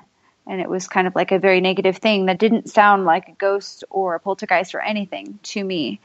But she had seen it a couple of times. And knowing that she was very metaphysically inclined, I knew that it was serious and that it was actually there. And it wasn't just, somebody saying something. And she was very, very down to earth woman. She was not the type of person who on a day-to-day basis would sound like she would make those claims. So I'm sitting here wondering, okay, so we know in the history of the place, there may have been a person that had died there, and I'm, taking all this in, but that did not sound human to me. That did not sound like a poltergeist. That did not sound like a ghost or a spirit or something. There's a hospital nearby. It didn't sound like somebody wandering in, asking for help. It did not sound like that to me. So eventually we came to the conclusion, well, we didn't come to the conclusion, I had already figured this out, that there's an entity in there that is non-human. I don't want to call it demonic, but it had symptoms of being demonic. I have never been in an investigation where I have felt something that had burned my skin. It's called a hot spot. I've never experienced this before. I've experienced demons before, but it was on a different term and a different level. They're all different. But what I had experienced was a hot spot, and the entire crew had experienced hot spots. Our skin started to burn, and we started to get a headache. When headache is a very sure sign of a psychic attack, is a headache. They like the head for some reason, not just a headache. You can feel a lot of other things on your head. But I had my Ghost Radio app on my phone. And I have heard from other paranormal investigators that they like apps, probably because of the amount of radiation that comes out of a phone. They like apps. I'm not sure why. But I have never heard a voice that sounded so inhuman and evil in my life. And we tried to get this recorded and able to play back, but we couldn't get it in time. But just so you guys know, on a future show, I will. When we have our group on, we are going to have these recordings ready, and you guys will be able to hear this freaky, scary voice. Yes, and you know, I did everything in my power to do this. This was a little bit short notice, and you know, I'm kind of new to the whole, not new to the Skype thing, but I just didn't have enough time to prepare it. I tried to get the file somewhere else, put it on an email. It's been a little bit of an issue, but I promise you, even if I have to send it to Tess, we can get it up here. But this voice, I've never heard a voice on this app before that sounded so inhuman, and it was very direct in its answers. And I remember at one given point, it said, I've never also been so angry. There was a few curse words on this recording because I've never actually gotten so mad at a spirit before, knowing that it was inhuman. It made me very, very, very, very angry for some reason. And I've never, ever on an investigation outrightly yelled at a spirit. And I did at this point because it started making me hot. It started giving me direct answers. It said, leave. It said, go. And then my final straw was it said cremation as soon as I started getting hot. And some people who are inexperienced or non-psychic probably would not non-psychic. That's a horrible thing to say. Just unaware. They probably would think that it said cremation in the sense and taken it wrong and thought, okay, it said cremation. Maybe someone was cremated here. But I know at that given moment, and we all knew at that given moment, that it was not talking about somebody who was cremated. It was talking about someone who he wanted to cremate me. We were all feeling these hot spots and this fire and this headache. It was, he was saying, get out, leave. He was trying to burn us in a sense on some level. He wanted to hurt us. It was malevolent. Yeah, so, and perhaps if he were more powerful, he could have a better outcome on that, but I don't think he was as powerful as he thought he was. No, he was not a very strong spirit. I mean, I've encountered some evil little things, and I don't think he was very strong, but I don't think he was human. Maybe I'm wrong. I could be wrong. And they tend to play those head games where they want you to be afraid. They want you to believe that they are more powerful than you, but they really aren't. And you got to stay positive and know you are more powerful than this dark entity wants you to believe. Don't feed it. Don't feed the bears. Do not feed the bears. And biggest of all, one of our paranormal, this is kind of off, but one of our paranormal teammates, one of my favorite things that she has said, and it really resonates with me, is when she feels like there's something evil, she throws happy little pink bunnies at it. Do you remember this, Tess?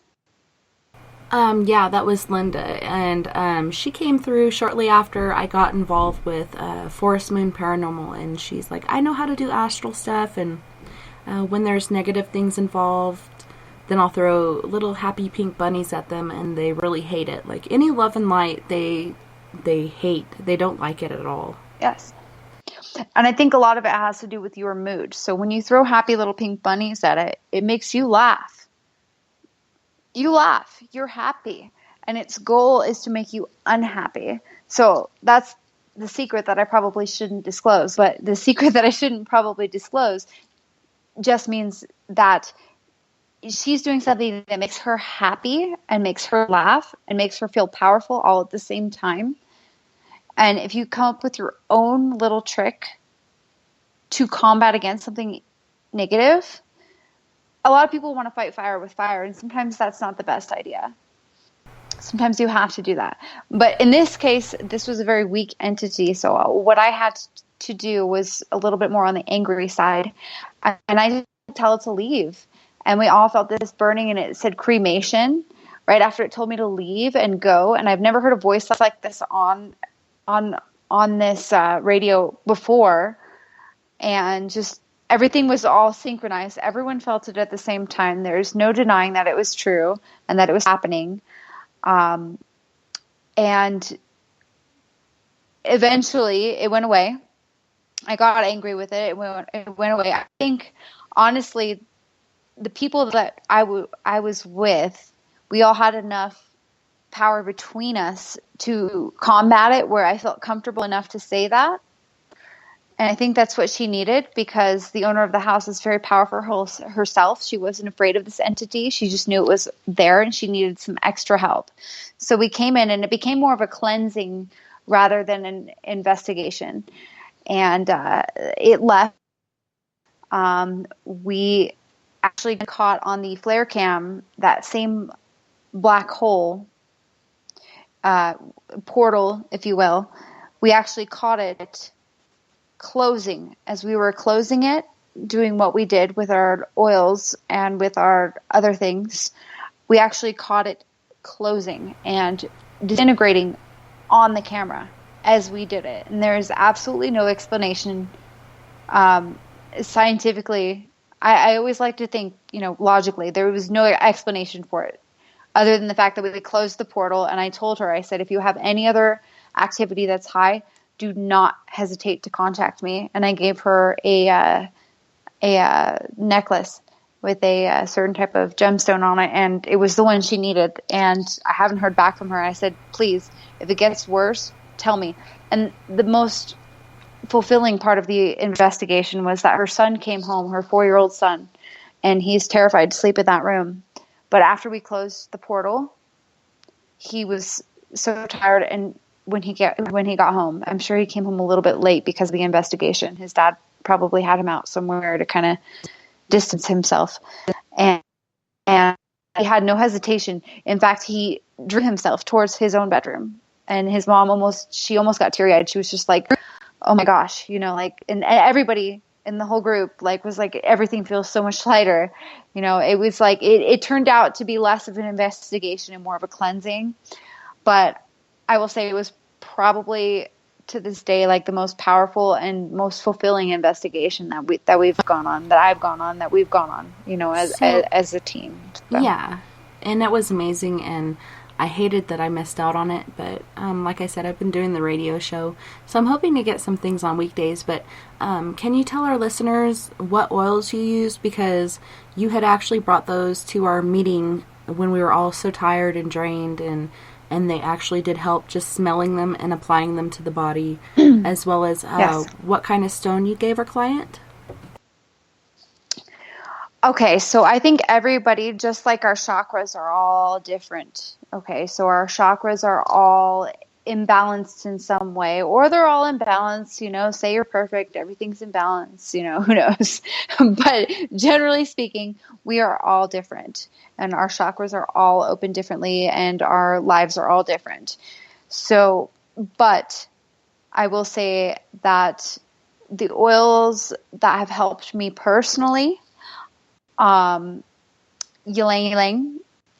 ylang is very cleansing. If you for that, I don't necessarily recommend like putting it all over stuff. I just recommend it just smelling it. It's very head clearing. It's probably really good to just ingest, for your respiratory tract, similar to eucalyptus, but like a little different.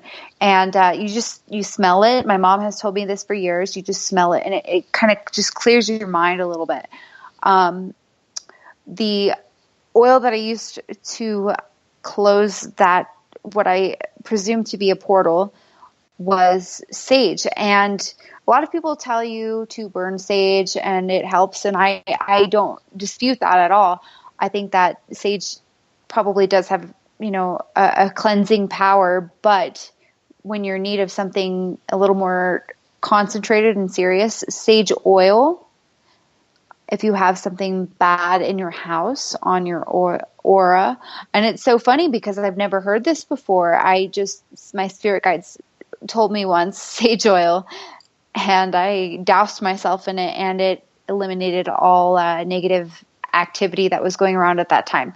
So, and do you think it's because it's more concentrated? Like you were saying earlier, it's not a dead, dried out plant. It actually has those active, energies in there. Although sage has been proven to, while being burned, turn the negative ions positive, this oil can actually help your physical body even more.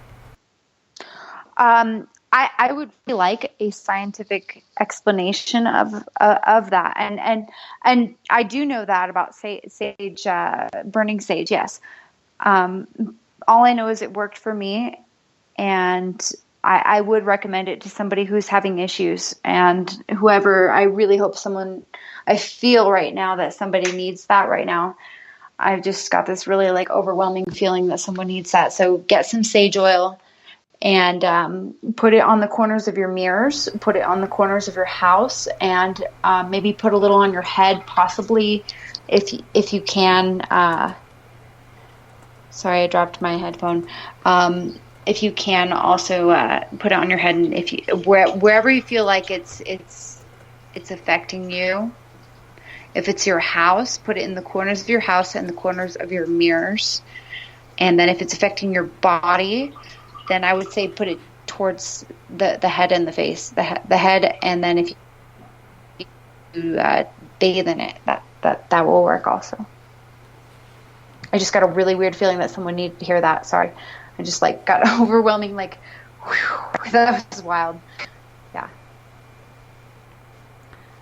So you were saying for the last 2 weeks you have had really deep and very vivid dreams. And one most recently, I don't know if it was last night or not, you said struck you like lightning. Can you give us some insight on your last dream and some of your other insightful dreams? Okay. So yes, I've had a lot of dreams, and it's really, I feel like our spiritual bodies, all of us, we all astral, and sometimes we remember and sometimes we don't. But I've been going through phases where I remember where I'm going. Last night I had a dream about a leopard, and ironically I love leopards, and I'm not a hunter. I'm very much a lover, but I killed it. But when I feel something, it's always symbolic. So in my dream with the leopard, it was like leopards are sneaky, right? Okay, so they're cats and they sneak upon their prey. So I had a dream last night that I killed a leopard, and I even felt bad about it in my dream. And I even thought it was illegal in my dream. This is the funny part. So I'm talking to people. I'm like, oh my gosh, I killed it. I know it was trying to kill me, but I killed it and I feel bad. Is that illegal? Because that's my innocence, and, but I looked up, dream dictionaries are great for people. And so I think it was something, it symbolically was something from my past that I just got eliminated, got rid of. It had nothing to, the leopard in my dream, it wasn't like it had a soul. It wasn't good. It was malicious towards me.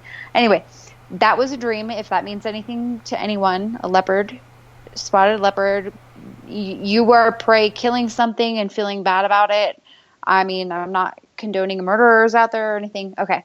So put that aside. This was not a dream though today. I actually had it was a message, not a dream, about a red truck, specifically a red truck and a head injury. And this is very, very, very, very strong, very, very powerful. It was a male. I'm not sure if this was a car accident with a head injury and a red truck and a gray vehicle and a man with very curly, kind of wavy hair, not too long, but kind of long in men's standards, not like shoulder length or anything, just kind of like long, fro-ish. So somebody was telling me something about about a red truck. So if anybody out there can resonate with that, I would really love to hear from you, because someone was coming through very, very, very strongly, and powerfully. So if you're out there, I just want to let you know this man was a very powerful man, and probably why it came through so strongly is because it was a very powerful man, or is a very powerful man, or has to do with a very powerful meaning personality-wise, not like, politically or anything else. He just had a very strong personality, and he is coming through very, very strongly. So anybody with a red truck, head injury, there was a gray vehicle involved. So I don't know why, but I mean, even my spirit guides were like, you got to say it. So just throwing it out there. Yeah. So if anyone out there has a red truck, be watchful for a gray vehicle. If not, perhaps it's somebody in your neighborhood or somebody else you may know.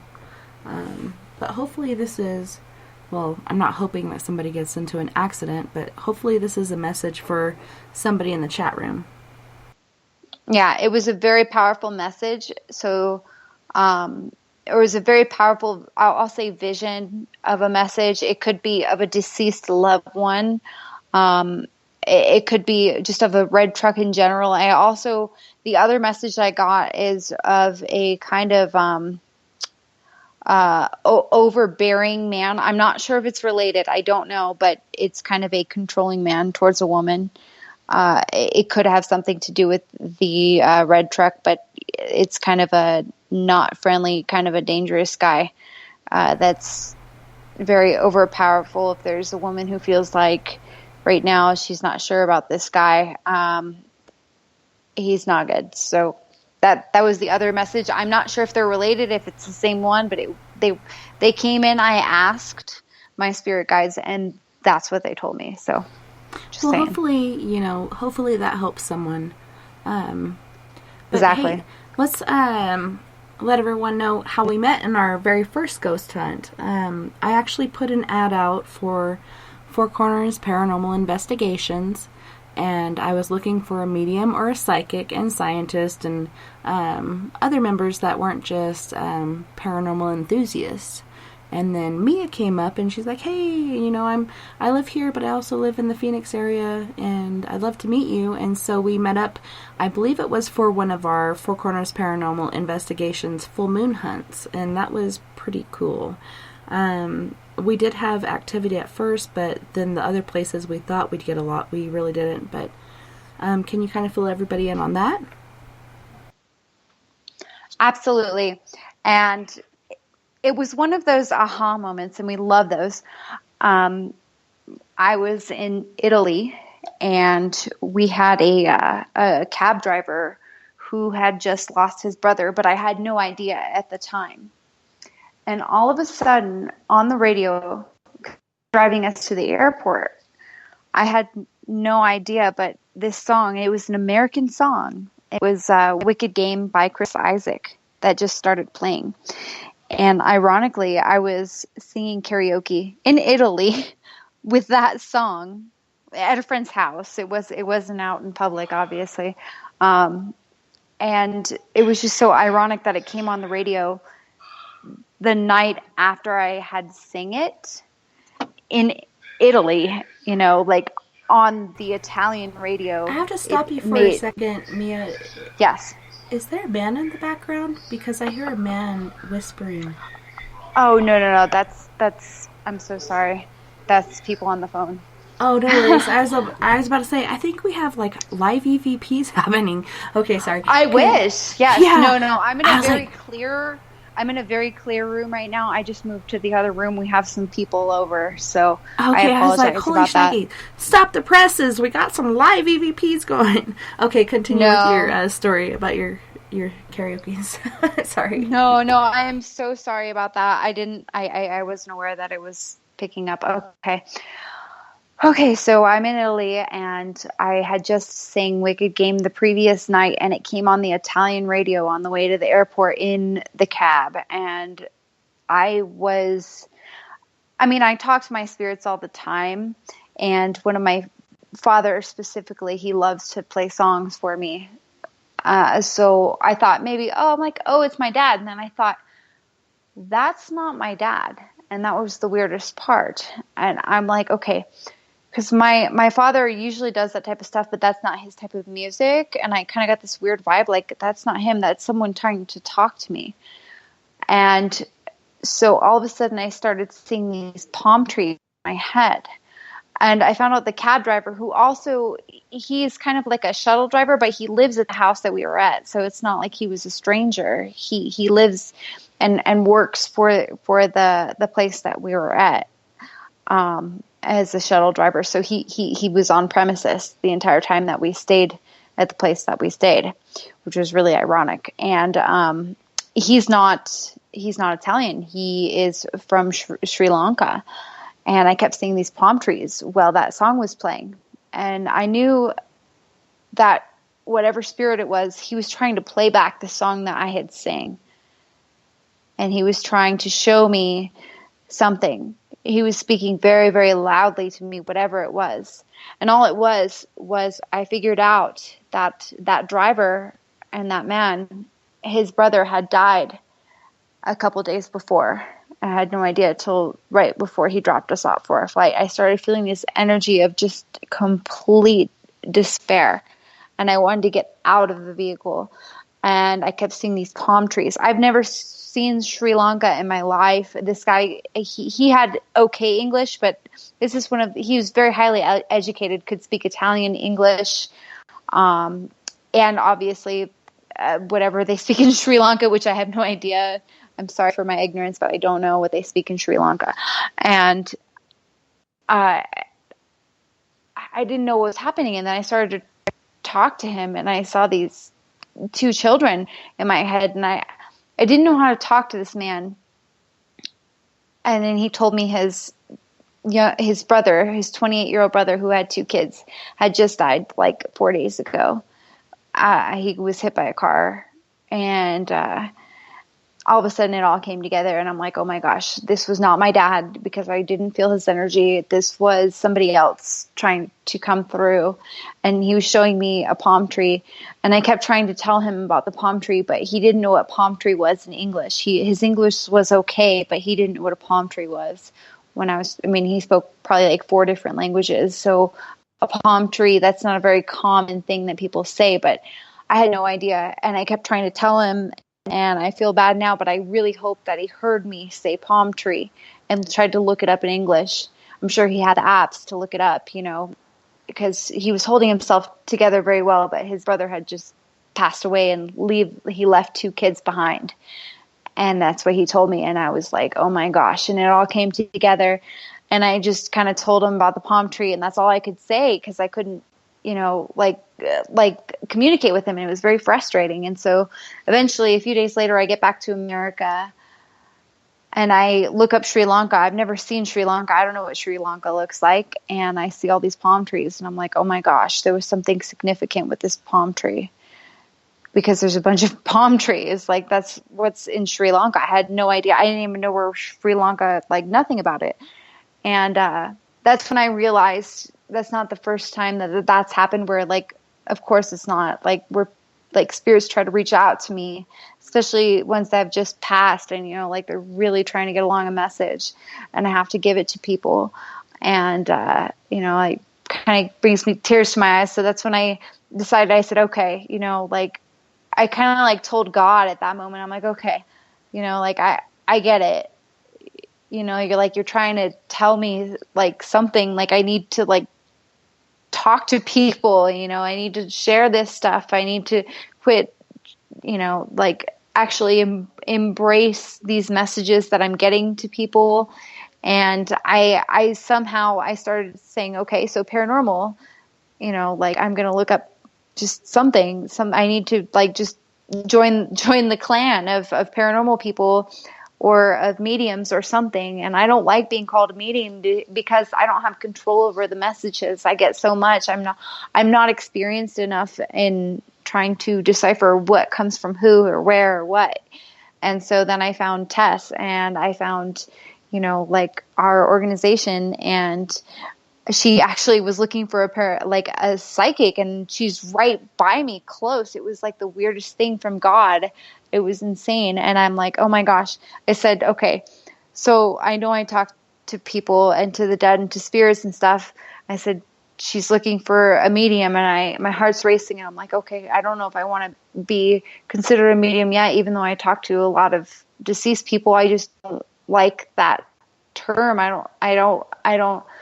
But this could help me organize and talk to the deceased. And so far it has. And, you know, she welcomed me with open arms. She's such a wonderful, wonderful person. She's got gifts herself. She understands my predicament of not wanting to present myself as like a Miss Cleo type psychic, because I never want to lie, and I never want to tell people something that's inaccurate, and I never want to, you know, people to place too much hope in something. I could be getting messages from somewhere else. I want to gain more experience in direct contact for particular people, which I had never done before because it had just come to me in the past.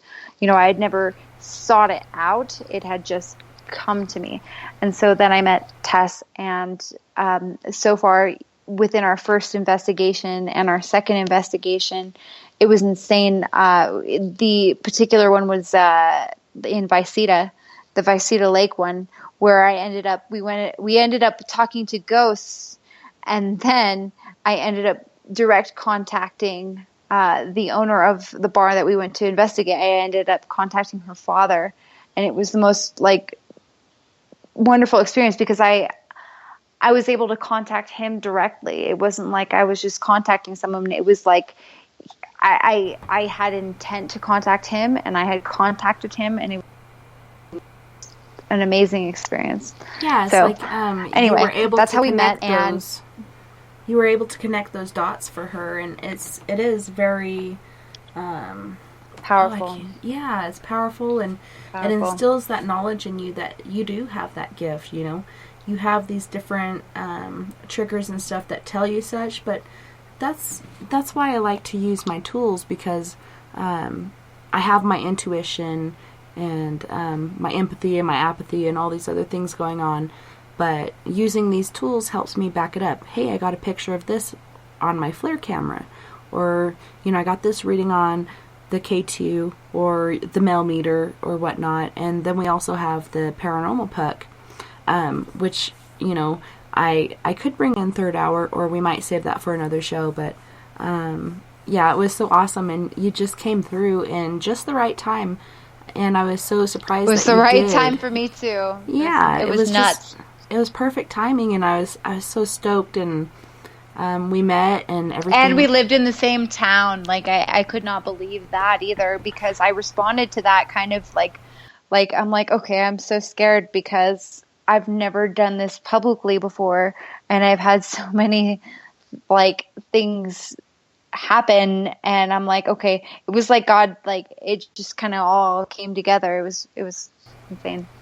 Yeah, and you were like, oh, you live really close. Like, I can't believe it. You're like right here.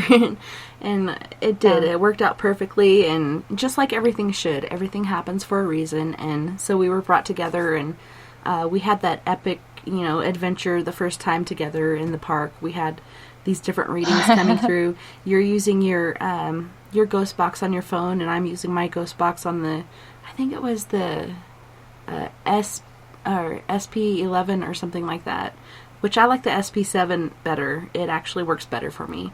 The bigger one, for some reason, doesn't. It's got 2 channels, so maybe it's confused. I'm not sure.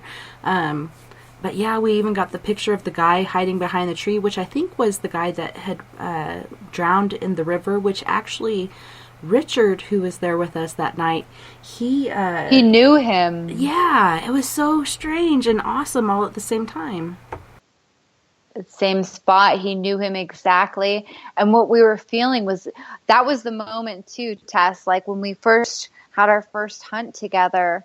You know, it was a quiet one. It was before like our organization, the organization, like before it grew. It was just, you know, a few people, you know, together, and it was insane. Like, well, especially me, because I was new, and I came, and we both felt the exact same thing, which is we felt like kind of like drunk. Remember that when we were like standing in that same area? And then Richard had spoken about the guy that had died and drunk in the river, and he described the same guy I was seeing in my head. And then we saw the same guy, you know, that I was seeing in my head, and that we saw and that we felt, this drunken, kind of upside down, hungover, cranky, maybe like a hungover, drunk, maybe like an alcoholic type guy. His presence, and then he actually knew the person, and then we got a picture of him behind the tree. We all saw him. He was standing there behind the tree, and he was moving back and forth. You could see his full body. He was a tall, you know, lanky, skinny guy. Richard had said that he was like a friend of a friend that had drowned in the river right around that area, who was an alcoholic, who had probably drank too much and drowned in the river. And I mean, that was before everything was together. We all saw and felt, and what was amazing is we felt the exact same presence in the exact same spot by that tree. Yeah, and then I pointed the camera at it, and I flashed a few pictures, and we actually picked them up on the camera. And then we moved across the street. I can't remember the name of that park, but it was the older version of the park. And didn't we pick up some kids over there, and we actually got something on the 360? Yes. We got a childlike presence across the apartment complex. Where didn't something bad happen in that apartment complex? I can't recall. I do remember a childlike presence there. Yeah, and then there was also a police officer that showed up, and he was telling the kids to go home and stuff. And yes, we're like, "What? You're still doing your job in the afterlife? Like, leave these kids alone." Yes, yes, and he was really funny. There was a ghost of a police officer, and I actually saw him in my mind, and then we heard him, and then it was the weirdest thing. And then, not 25 minutes later, we had actual police officers that came up to us because the park hours were closed, but they turned out to be some of the nicest people ever. And they were so interested in what we were doing. And they were like, yeah, there's a lot of activity around here. They just were like, what are you doing? They were just protecting our community. So props and kudos out to all of those good police officers protecting your community. But we showed, like, Tess showed them the equipment that we had and what we were doing, and they were very supportive, and that's refreshing. Yeah, they were very surprised too, because we had gone from the original park to across the street to the old park, and then we went back to the original and that is when I got the picture of that guy. But then they showed up, and we're like, holy shnikes, we're so in trouble. Luckily, none of us had warrants or anything. But yeah, they seemed like they were so intrigued and interested, and or alcohol. Alcohol or smoking weed or whatever you do in Colorado, and they were interested and intrigued, but they still ran our driver's license just to make sure we weren't on the shady side. But perhaps we should check in next time. And that's about the second time I got popped by the cops being in a certain park. The original time was in Arkansas at Prairie Grove. Battlefield, and that was another epic story in itself, and we'll have to go into that on the next time we have our crew on, just telling our ghost stories and stuff. But amazing. One thing though, and as that story you told me earlier, that was an amazing story, but we have to touch on this right now though. I have this real strong feeling too.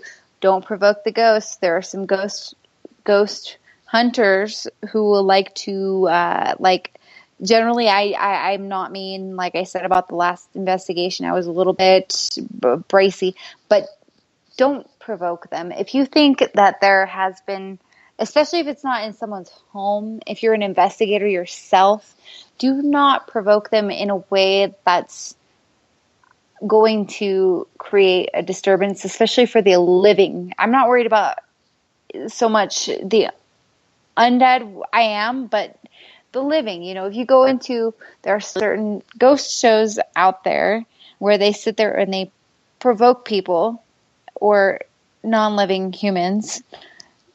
I just think it's wrong. If you're not going to close it, if you're not going to try to resolve the problem, please don't instigate, please. Yeah, if you want to go out for poops and giggles, make sure it's in a public place, not somebody's home. If you're going into someone's home to investigate, if you must provoke, which I don't suggest it. I suggest using respect for all life forms, living or dead, because we're all people. We're just on a different scale. But have that common respect for each other, and you'll get better results for sure. Antagonizing something, you're just gonna make it mad or angry, and if you are in a private home, it's gonna cause issues for that family, way worse than they had before, because that entity is gonna get angry, and it's just outright disrespectful. And just show some respect for the dead, whether you think it is a demon or not. Yeah, it could be a spirit that's angry. It might not be a demon. There's no reason to provoke it. You can get answers either way, but the best way, using respect. Thank you, Crow. Thank you, Kaden.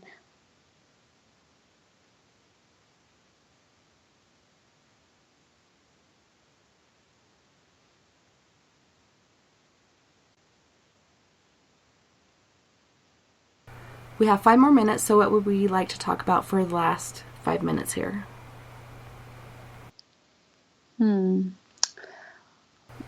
Well, we have so much to talk about, Tess. It's just it's hard to talk about in 5 minutes. I know, and we were going to touch on ghosts and demons and stuff, and then we got wrapped up in all this other stuff. Yeah. Okay, let's go with demons. This is very interesting. I'll make it brief. The woman who was very intuitive, gypsy blood, that had the portal. See, now I'm getting confused. In her house, her house. She had spoken about what they call the jackal, which is a very dark, demonic dog-looking creature. And the irony is, she's the only living human that I have spoken with that has actually seen him before. I have seen him before. And I saw him too in Mark Redwine's house. Did it create the most fear that you've ever felt in your entire life? It was second. Well, you saw the other one. All right. Yeah, but second. We went up there to investigate, and we actually got a hold of Dylan, and he said hello a few times. And he was surprised that we could hear him. He was like, "Oh my God, hello!" And we went back down to the house where he was killed by his father, who is now in jail in La Plata County. But me, Kat, Glow, and Sadie went down there, and Kat and Glow went across the cattle guard, and they're like, "Come on, guys, come on, we only have so much time." And me and Sadie couldn't go past that cattle guard. We're like, "There's something in the house. There's something in the house." And they're like, "What are you talking about? Mark's gone." And you could see this dog thing running at an accelerated speed, back and forth, back and forth, back and forth in front of the windows. It was an amazing amount of speed. And that night when I came back home, my roommate actually saw it chasing my truck down the driveway. So that really freaked me out. And I didn't know what it was. It reminded me of Anubis. And then the more people I talked to, they said, that is the jackal. And that is not good. But continue with your story, please. That's more or less it. The jackal that I had experienced is the black dog demon, which is the jackal or whatever you want to call it. I don't know. I know what you're talking about, Anubis. I don't know if it's related. I'm not sure. What I do know is that it is the most horrifying, scary experience that I have had, because what it does is it's the demon of fear.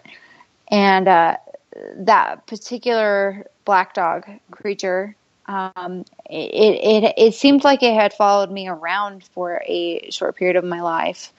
And the woman that owned the house with the portal, she had seen the exact same thing and had the exact same feeling, and said it was the most horrifying thing that she ever felt.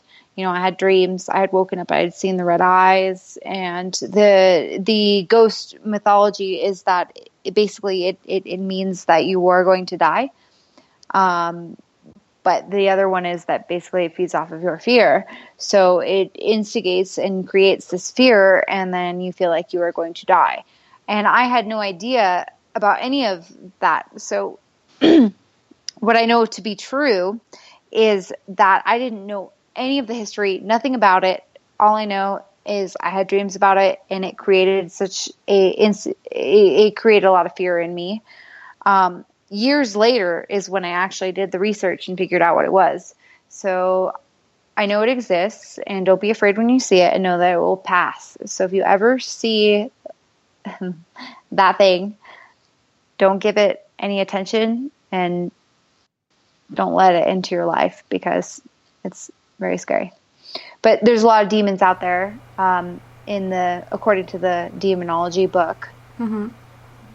It's very interesting to learn the difference between a demon and a spirit. And like I said, in that house, I felt hot spots. Now, I felt warmth before, but not like a hot spot. Not like I did there. And I had to actually do my own research, because I've experienced demons before, but not hot spots. So that's another thing that cannot be explained. It could have been something from a different realm. I'm not sure. But the difference, I think, I would be very careful if you are feeling hot spots in your house instead of cold spots. If you're feeling warm spots, however, I have loved ones that give me warm spots in particular parts of my body as a sign that they're there. So that's a different thing. It's just it's so many things that are, and like same with hauntings. There are just so many different things that can be more than one thing, more than one type of entity or being. That it's good to do your research.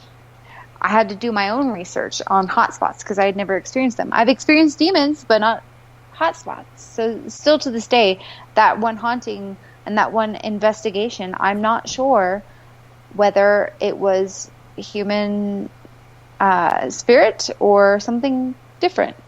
But it was very mean, but it was very weak. So it's hard. But the jackal was a very, very terrifying thing. Yeah, it is. But on that note, we have to go on a break. And when we come back, we're taking live calls from you guys in the chat room. And wherever else in the universe you are listening, the number is 970-335-9596. And we'll be back right after these messages. You guys don't go anywhere. The first annual Caribou Paracon is happening September 28th to 30th in the 108 Mile Ranch, British Columbia. Brought to you by the Canadian Society of Questers and Spaced Out Radio. Come listen to our featured speaker, Grant Cameron, along with Elizabeth Anglin, Paisley Town, Mike Moran, Eric Cooper, and more. It's a 3-day supernatural adventure at the Spruce Hills Resort and Spa. Tickets for the weekend are $150 Canadian. The Caribou Paracon, celebrating everything paranormal. Are you tired of being blocked, shadow banned, or placed in jail for simply posting your thoughts on social media? Social Media Freedom can take care of that for you. Social Media Freedom is the newest and one of the best free new apps that allows you the freedom to post what you want, when you want. It takes seconds to download from your app store. Come join the tribe at Social Media Freedom. It's time to set yourself free. A timepiece is a reflection of who you are, and what better way to show off the real you than with an Escape watch? Escape is a lifestyle brand accessorizing your days and nights. Choose to escape and create the life of discovery that you deserve. Dream, play, unite with your own personalized Escape watch. Head to escapewatches.com. There is no time like the present to enjoy your escape. Use promo code SMF2017 for your 20% discount today. So, you love talk radio? Then you'll love TalkStreamLive.com. TalkStream Live is always on, 24/7, with the best streaming talk shows. Find your favorite talkers and discover some new ones. It's free, readily available online or on mobile with any smartphone or tablet. Finding your favorite talk shows all in one place has gotten a whole lot easier. Just go to TalkStreamLive.com. Be sure to download the free apps from Google Play or the iTunes App Store. The Call of the Wild is in Vancouver. The Moose Vancouver is one of the hottest bars and restaurants in the city. Open until 2 a.m. nightly, the Moose will rock you like a hurricane all night long. Great food with everything on the menu at $6.95 near the corner of Nelson and Granville. Get your horns up and come rock with us. The Moose Vancouver, the official rocking bar of Spaced Out Radio. Are you an experiencer? Have you had run-ins with strange creatures you can't explain? ETs, Dogman, Bigfoot, werewolves? They're enough to scare the daylights out of anyone. Hi there, I'm Butch Witkowski from your 4-Cop. And on the last Monday of every month, you can listen to me and the host, Dave Scott, talk about the weird and the strange being reported on Spaced Out Radio. I'm going to bring my investigations and sources, you bring your experiences, and we'll figure out the rest together. Strange Days on Spaced Out Radio. Come tune us in at spacedoutradio.com. You know, it's hard being the bad man of ufology, but that's just the way that I like it. This is Chris George Zuger, and I'll be hanging out with Dave Scott and SOR scientist Chris Cogswell for Reality Paranormal, the second Wednesday of every month. And our job is to break it down and come to conclusions as to what is really going on in the supernatural world. I'd love for you to join us and bring your questions for us to investigate right here on Spaced Out Radio. There's news, and there's the encounter. This is Spaced Out Radio News Director Everett Thiemer inviting you to check out The Encounter. Our half-hour news segment every Monday through Friday night is different compared to what you're used to. Our goal is to bring you the weird, strange, and interesting stories the mainstream tends to leave out, and stories that will make you scratch your head in disbelief. The Encounter can also be found at spacedoutradio.com and on our Facebook page, SOR The Encounter. Come give us a read. Do you want to know what's really going on in your world? Do you have questions about who you can trust in the mainstream media? Then look no further than the Rebel Planet. Come get the straight answers right here at spacedoutradio.com. Join me, Jamie Sexton, creator of Rebel Planet News, as I fill you in on the stories behind the stories. All you truth seekers, be sure to tune in to Rebel Planet on spacedoutradio.com the third Thursday of every month. Hi there, this is Dave Scott from Spaced Out Radio, and I want you to come on a nightly journey. Starting at 9 p.m. Pacific, midnight Eastern, every Monday through Friday, you can come hang out with me and the other space travelers. We have it all from Carl the Alien bouncing on by to those misfit gnomes causing havoc. It's 3 hours of fun and entertainment on those topics the mainstream really doesn't want to touch. Come get all paranormal with us at spacedoutradio.com, and together, my friends, along with our resident guitar god Bumblefoot, we own the night. Looking for a place to advertise at a very reasonable cost? Look no further than Spaced Out Radio.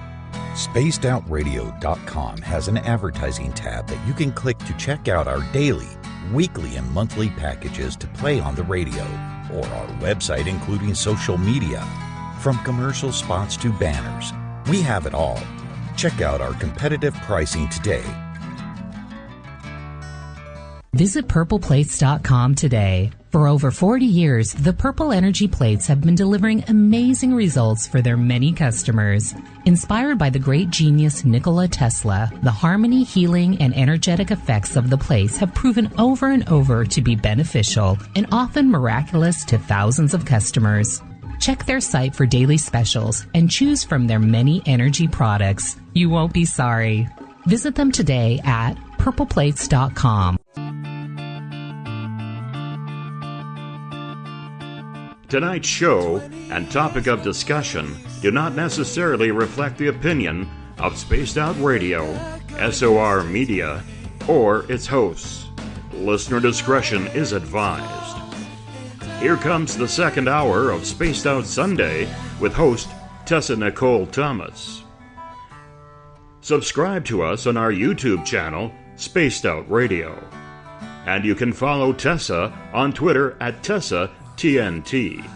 Now, back to the show. Welcome back, everyone. Thank you so much for hanging in there with us and listening to our paranormal topics and discussions.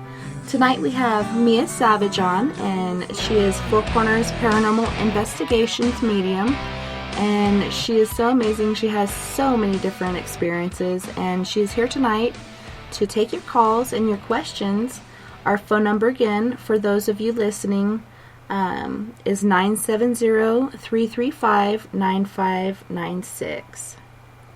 Alright, hold on a second. I gotta pull up this Skype. My screen's being strange. Alright. So on the line, we have caller from the 604 area code. Who are we speaking with tonight? Hi, it's Amanda. How are you girls? Good, Amanda. Thank you so much for calling in. Good, thank you for allowing call-in. Well, thanks for allowing call-ins, because today was definitely the day that I actually wanted to call in. Aww. So, my question, well, I called in last week as well when the ghost box was on and wrote down some answers that other people heard when I asked the question. And I tried to follow up with some of it today myself using some copper rods, but I'm very new to dowsing. Mm-hmm. So I don't totally trust what went on, and some of it confused me. But I wanted to know if I kind of have two questions. If I drove at all within, say, 100 to 200 meters of where Roberta is today, that would be my first question. And my second question would be, where is Roberta in Chilliwack? And Roberta's a person. Okay. So the first thing I have to say is your energy is fantastic. Like, whatever you're doing, keep doing it. You have an amazing energy. I'm getting totally goosebumped all over as you're saying that. Okay. And I have a very strange answer. And I don't know why, but something about the number 9 and something about west. 9. Okay, I am going to write this down. West. I've got the feeling, or to the left of wherever you went. To my head, I'm thinking west. And this was someone that I'm assuming, this is not psychic, I'm assuming this is someone that has passed, correct? Correct. Oh my God, I got it again. Yeah, 9 west. It could even be a 6 if it's turned the other way. I'm kind of playing with cards as I'm talking to you, but I'm getting So I went to west. the very last place that she was seen, and then by everybody that she was with.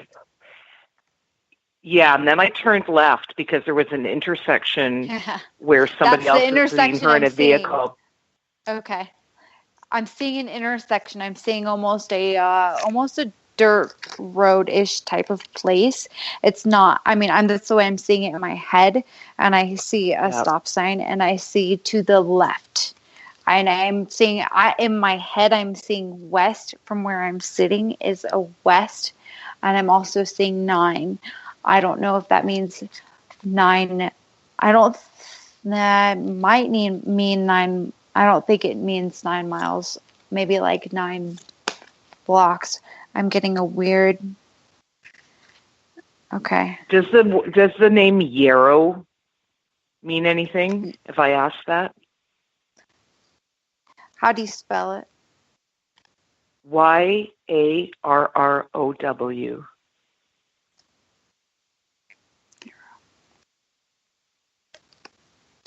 I'm actually getting a negative feel.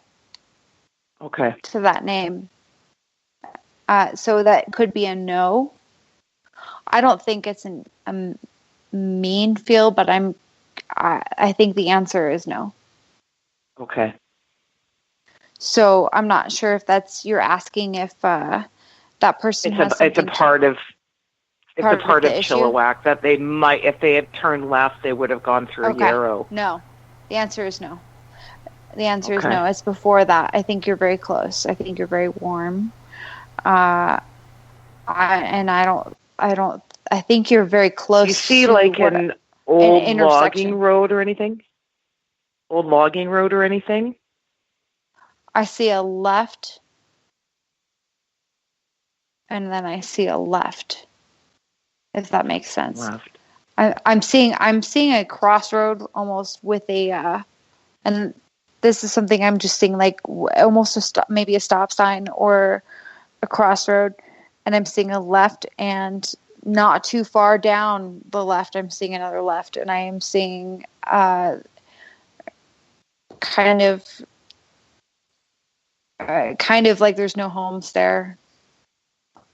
I don't want to say a field, but possible, like kind of a field. Like there's a home kind of before the left. There's a home that's maybe white and blue, and then I'm seeing another left right after that. And it sounds weird, but that's what I'm seeing in my head. So I really hope that's helping. I really, really do, because I feel very strongly about this. I feel your energy. I feel like you are an intuitive person, and I feel like you are almost maybe a mediumistic type of person. You have a very strong energy. Well, I had clean energy. It's my ex-husband's aunt that went missing. I didn't know her. She went missing in 1988, and his whole family is still in so much pain, and it's actually caused them significant issues in their life, including addiction. Mm-hmm. So and when he started talking about her, I started getting weird visions, and then I said, why do I keep seeing glasses on the ground? Did she wear glasses? And then he showed me a picture of her, and the exact glasses that I saw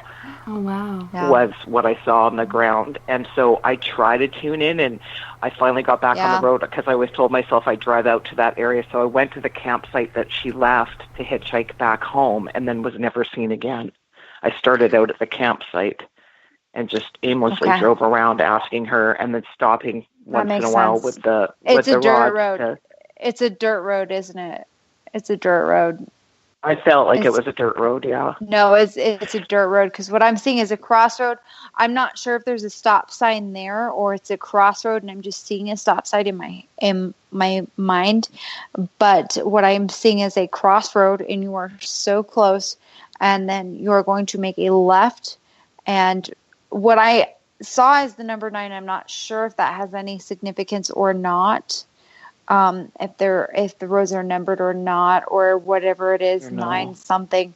But what I'm seeing is a left, and then a left, a little bit of a deep left, almost like a U shape. It's actually, there's a crossroad right where you were at, crossroad, left, and then go a little ways down, and I'm seeing a left, and it's very, very clear. Did I go anywhere near it today?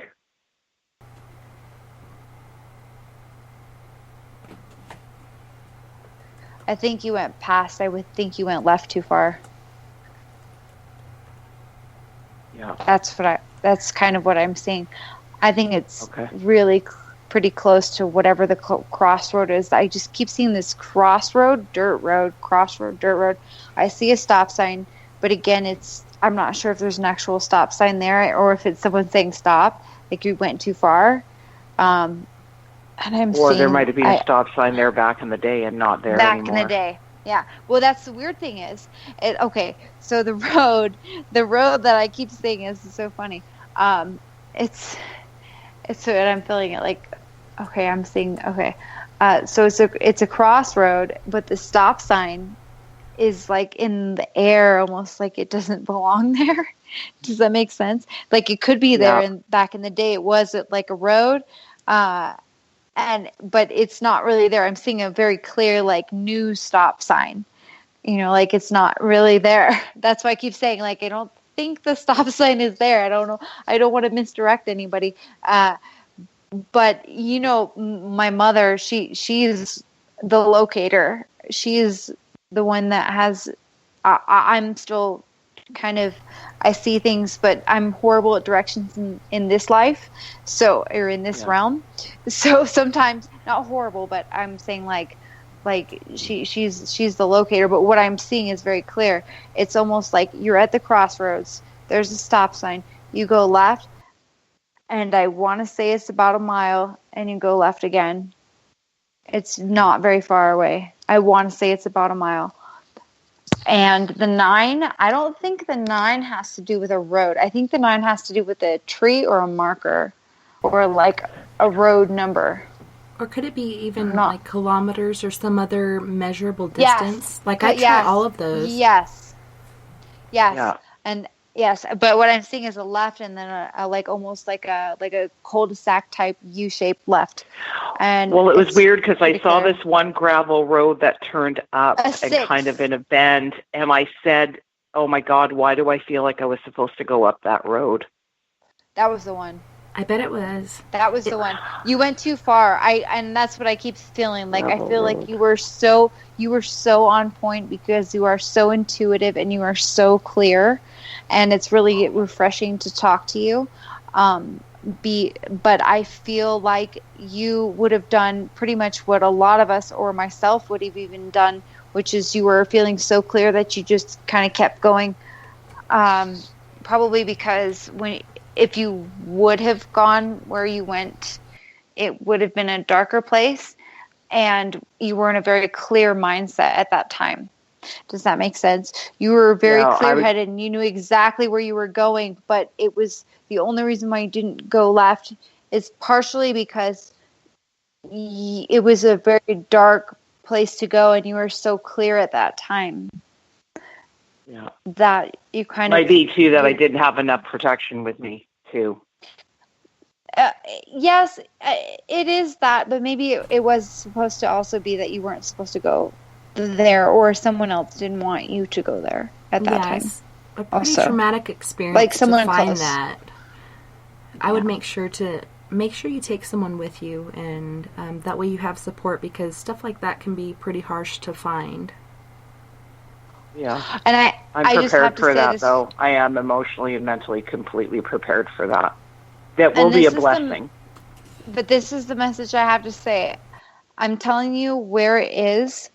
I'm telling you also that I'm not sure if you will find what you are looking for to this date, especially considering the amount of time that has passed. Yeah, I know. And that's the only thing that I'm trying to say. And then your spirit guides were trying to direct you a little bit further because you were so clear and you were so spot on.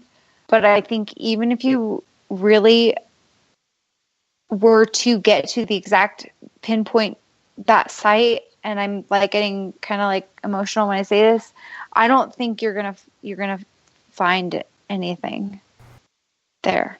And I know what you're looking for. That's what I was thinking, glasses. Because I keep getting shown the glasses constantly. It's like all the time. And the weird part is I kept seeing a big rock. Here's the weird part. I kept seeing a big rock, and I read up on her suspected killer, who has now died. He died in 2005. And the girl that he killed right before the suspicious one with Roberta, he used a rock to bash her head in. Okay. I didn't read that till last night, and I'm like, okay, so now that's confirmation for me that it's the same person that did it to Roberta. He was a suspect, and he owned up to it, but then on his deathbed he denied it, so, yeah.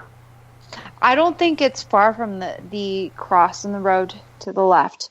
The only thing that I don't think you will find, I'm not sure if you will find her remains there. It is very possible that you will find her glasses. Now that you mentioned I know you mentioned that before, but what I see is any like residual remains. It's going to be very difficult to pinpoint the exact site. That's I mean, especially the time that has passed. So I thought you were looking for remains. So it would be nice, but I think the glasses alone would give the family closure. Would do it. Well, okay. And I think if you did find the glasses, I do see a rock. Yeah. I do see a rock, and I do see it being on the south side of the rock. South side of rock. South side of the rock, or the behind. I do see a rock. I'm not sure if I see glasses, but I do see a rock, and I definitely see some water at some point too. Okay. They could have passed by water. You know, I mean, I don't know. It's just like little puzzle pieces that I'm trying to put together, and it's not a lot to go on. I saw that you went too far. You went about 3 times too far, if that makes sense. Yeah, it does actually. 3 times too far, and it was to the left and a left again. Yeah. That was left at the intersection she was seen at in the car, and then the next left would have actually been that dirt road on the way back. Yes. Because I noticed it on the way in and just went, forget it. And then on the way back, I saw the gravel road again, and it kind of curved up, and you couldn't see where it was going. And I went, oh, my God, why do I feel like I was meant to turn there? And that's the spot, and that's where I feel like you are so on point, and you are so clear, and you are so right when you were doing it. You knew what you were doing. Your spirits were guiding you at that moment, and I feel like so strong, even like when I'm talking to you, like you're so on the right road, and no matter what happens, I mean, just know that you are so clear, and I admire you. And I just feel it. It's insane. It's weird. But I see this weird crossroad. I see that you went about 3 times too far, because I see a car and it's going choo choo choo choo, kind of like there's sections, like we'll say 3 sections, and I feel like you went 2 sections too far, and it's crazy. Yeah. I can't say anything about the glasses because I'm not. Like, it sounds weird, but my mom's a very good like object finder, if that makes sense, like a tracker. I call her a tracker. She's good at tracking things. But what I can do is maybe contact her if you want to. Maybe like give me or one of us your contact information. I will see if she can track it, because I can see the road. I can see the road, and I can see like almost a U-turn. I can see you going too far. But as far as tracking like objects, that's something that I have not developed yet. But I see it so very clearly. Tessa on Facebook. I'll send you a privit message, Tessa, and then you can see my profile, and I'll send my info. Yeah. Please. I know I can't do this 100% alone, but this it feels like I don't know. I feel You're like close. I'm meant to at least look. Close. Well, I feel like if you do find if you find the glasses, which I don't think you are meant to find the body because that is so traumatic, but if you find the glasses, it'll reopen that search for her body, and they can go from that point outwards, in a circular motion. Yeah. But for sure, Amanda, I will take your message, and I'll send it to Mia, and you guys can get in touch, and I have a good feeling that her and her mom can help you out. Yes, this is very cool. Thank you so much. Very refreshing. Thank you. Sorry I took up everybody's call time. I'm so sorry. Not at all. No worries, Amanda. Thank you. You have a good night. Blessings, girls. Thanks. Love you and too. light. Bye-bye. You as well. Bye. All right, so we have a question here from Christopher in the chat room, and he says, I had a session done on my well-being Why am I being told about this little town in Riviera? Do you get anything on that, Mia? I'm gonna just take a moment from that. I need to disconnect from the other one. Get out of the road. Yeah, get off that cross line. Oh, wow. Okay, so Riviera. Riviera is a new beginnings financially. Something wonderful. So a person specifically is what I'm seeing with this. I'm seeing like it might be a business owner that, and it doesn't seem like somebody that he knows. It doesn't seem like it might be an acquaintance that he has met, but it's not someone that he knows like very personally. But what I'm seeing is like almost an enterprise, or like almost like a it sounds weird, but like a financial, it's like a financial business soulmate, if that makes sense. And I'm seeing a male figure here, and he owns a business, and he's like looking maybe for a partner, or maybe they'll just be friends. And it just kind of turns into that, almost like a really close, like soulmate business relationship. And it's very strange. It's a new enterprise, though. It's something that he hasn't done before, and he's kind of like drawn toward it because like this person is asking for help. This person wants help with his business. He needs like a second brain almost, or like a twin brain or something that can compensate for what he's not doing. And it's going to be somebody that will be very important. And I feel like they will be like buddies. It's kind of weird. Yeah. He's actually found some family members, one being, I believe, royalty, and he and Chris look quite similar.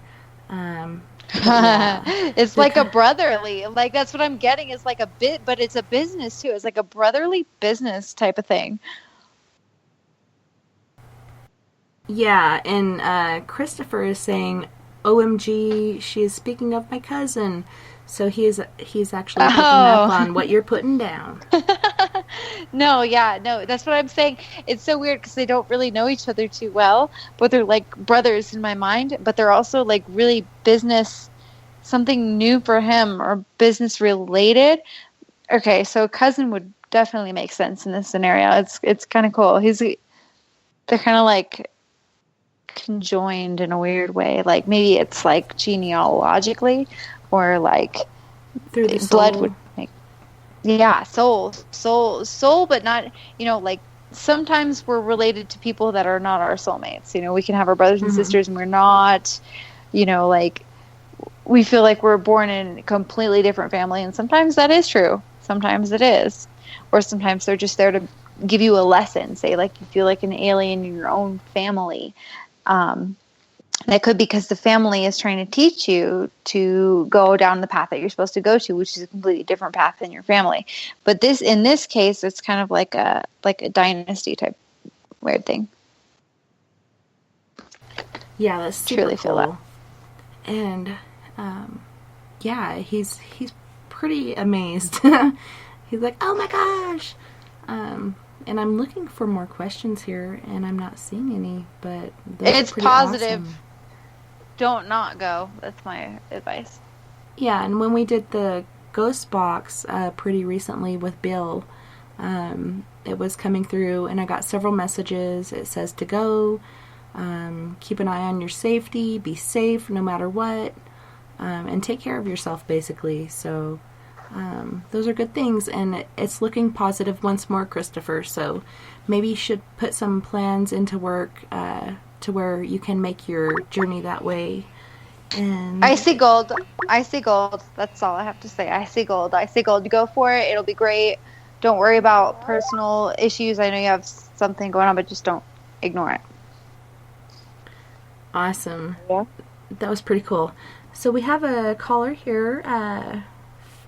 Let's see, from the 976 area code. I can't see through these thingies here. I believe it's 970 or 976. Who are we talking to? This is Rose. Rose. Can you speak up? I can barely hear you.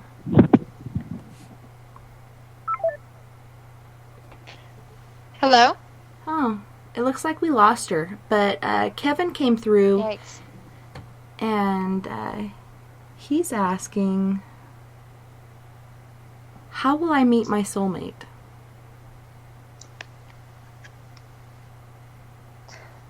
Okay.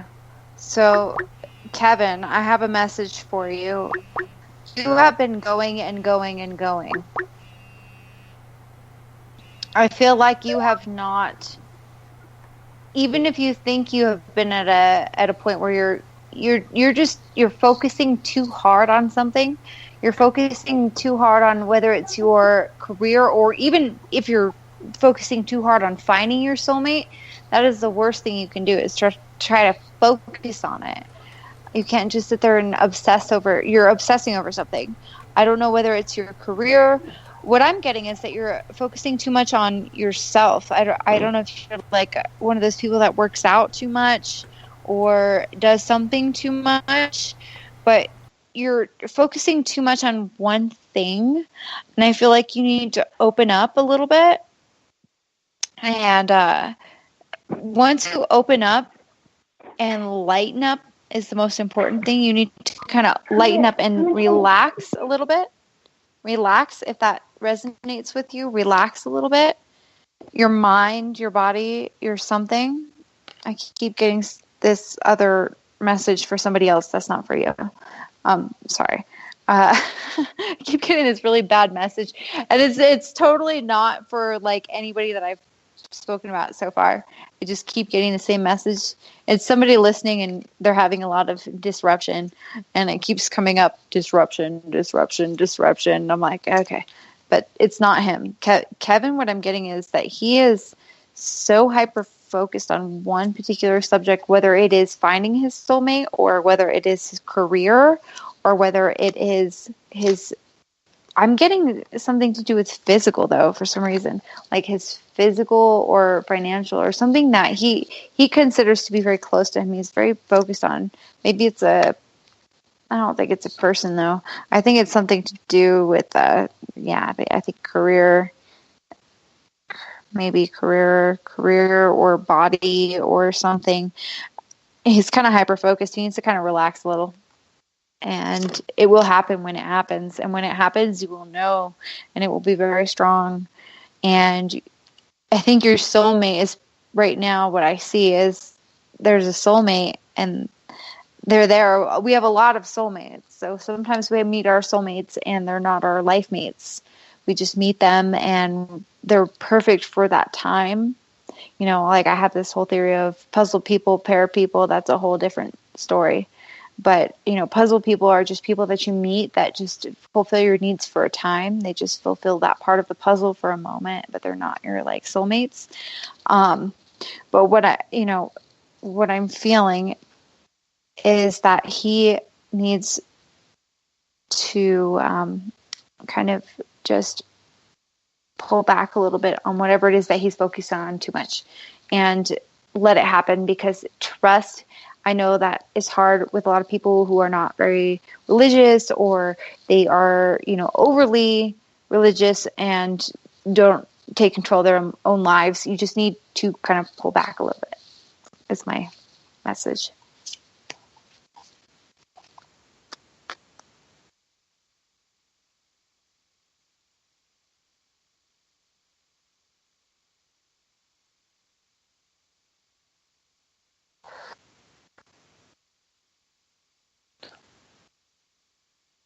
Yes. Absolutely.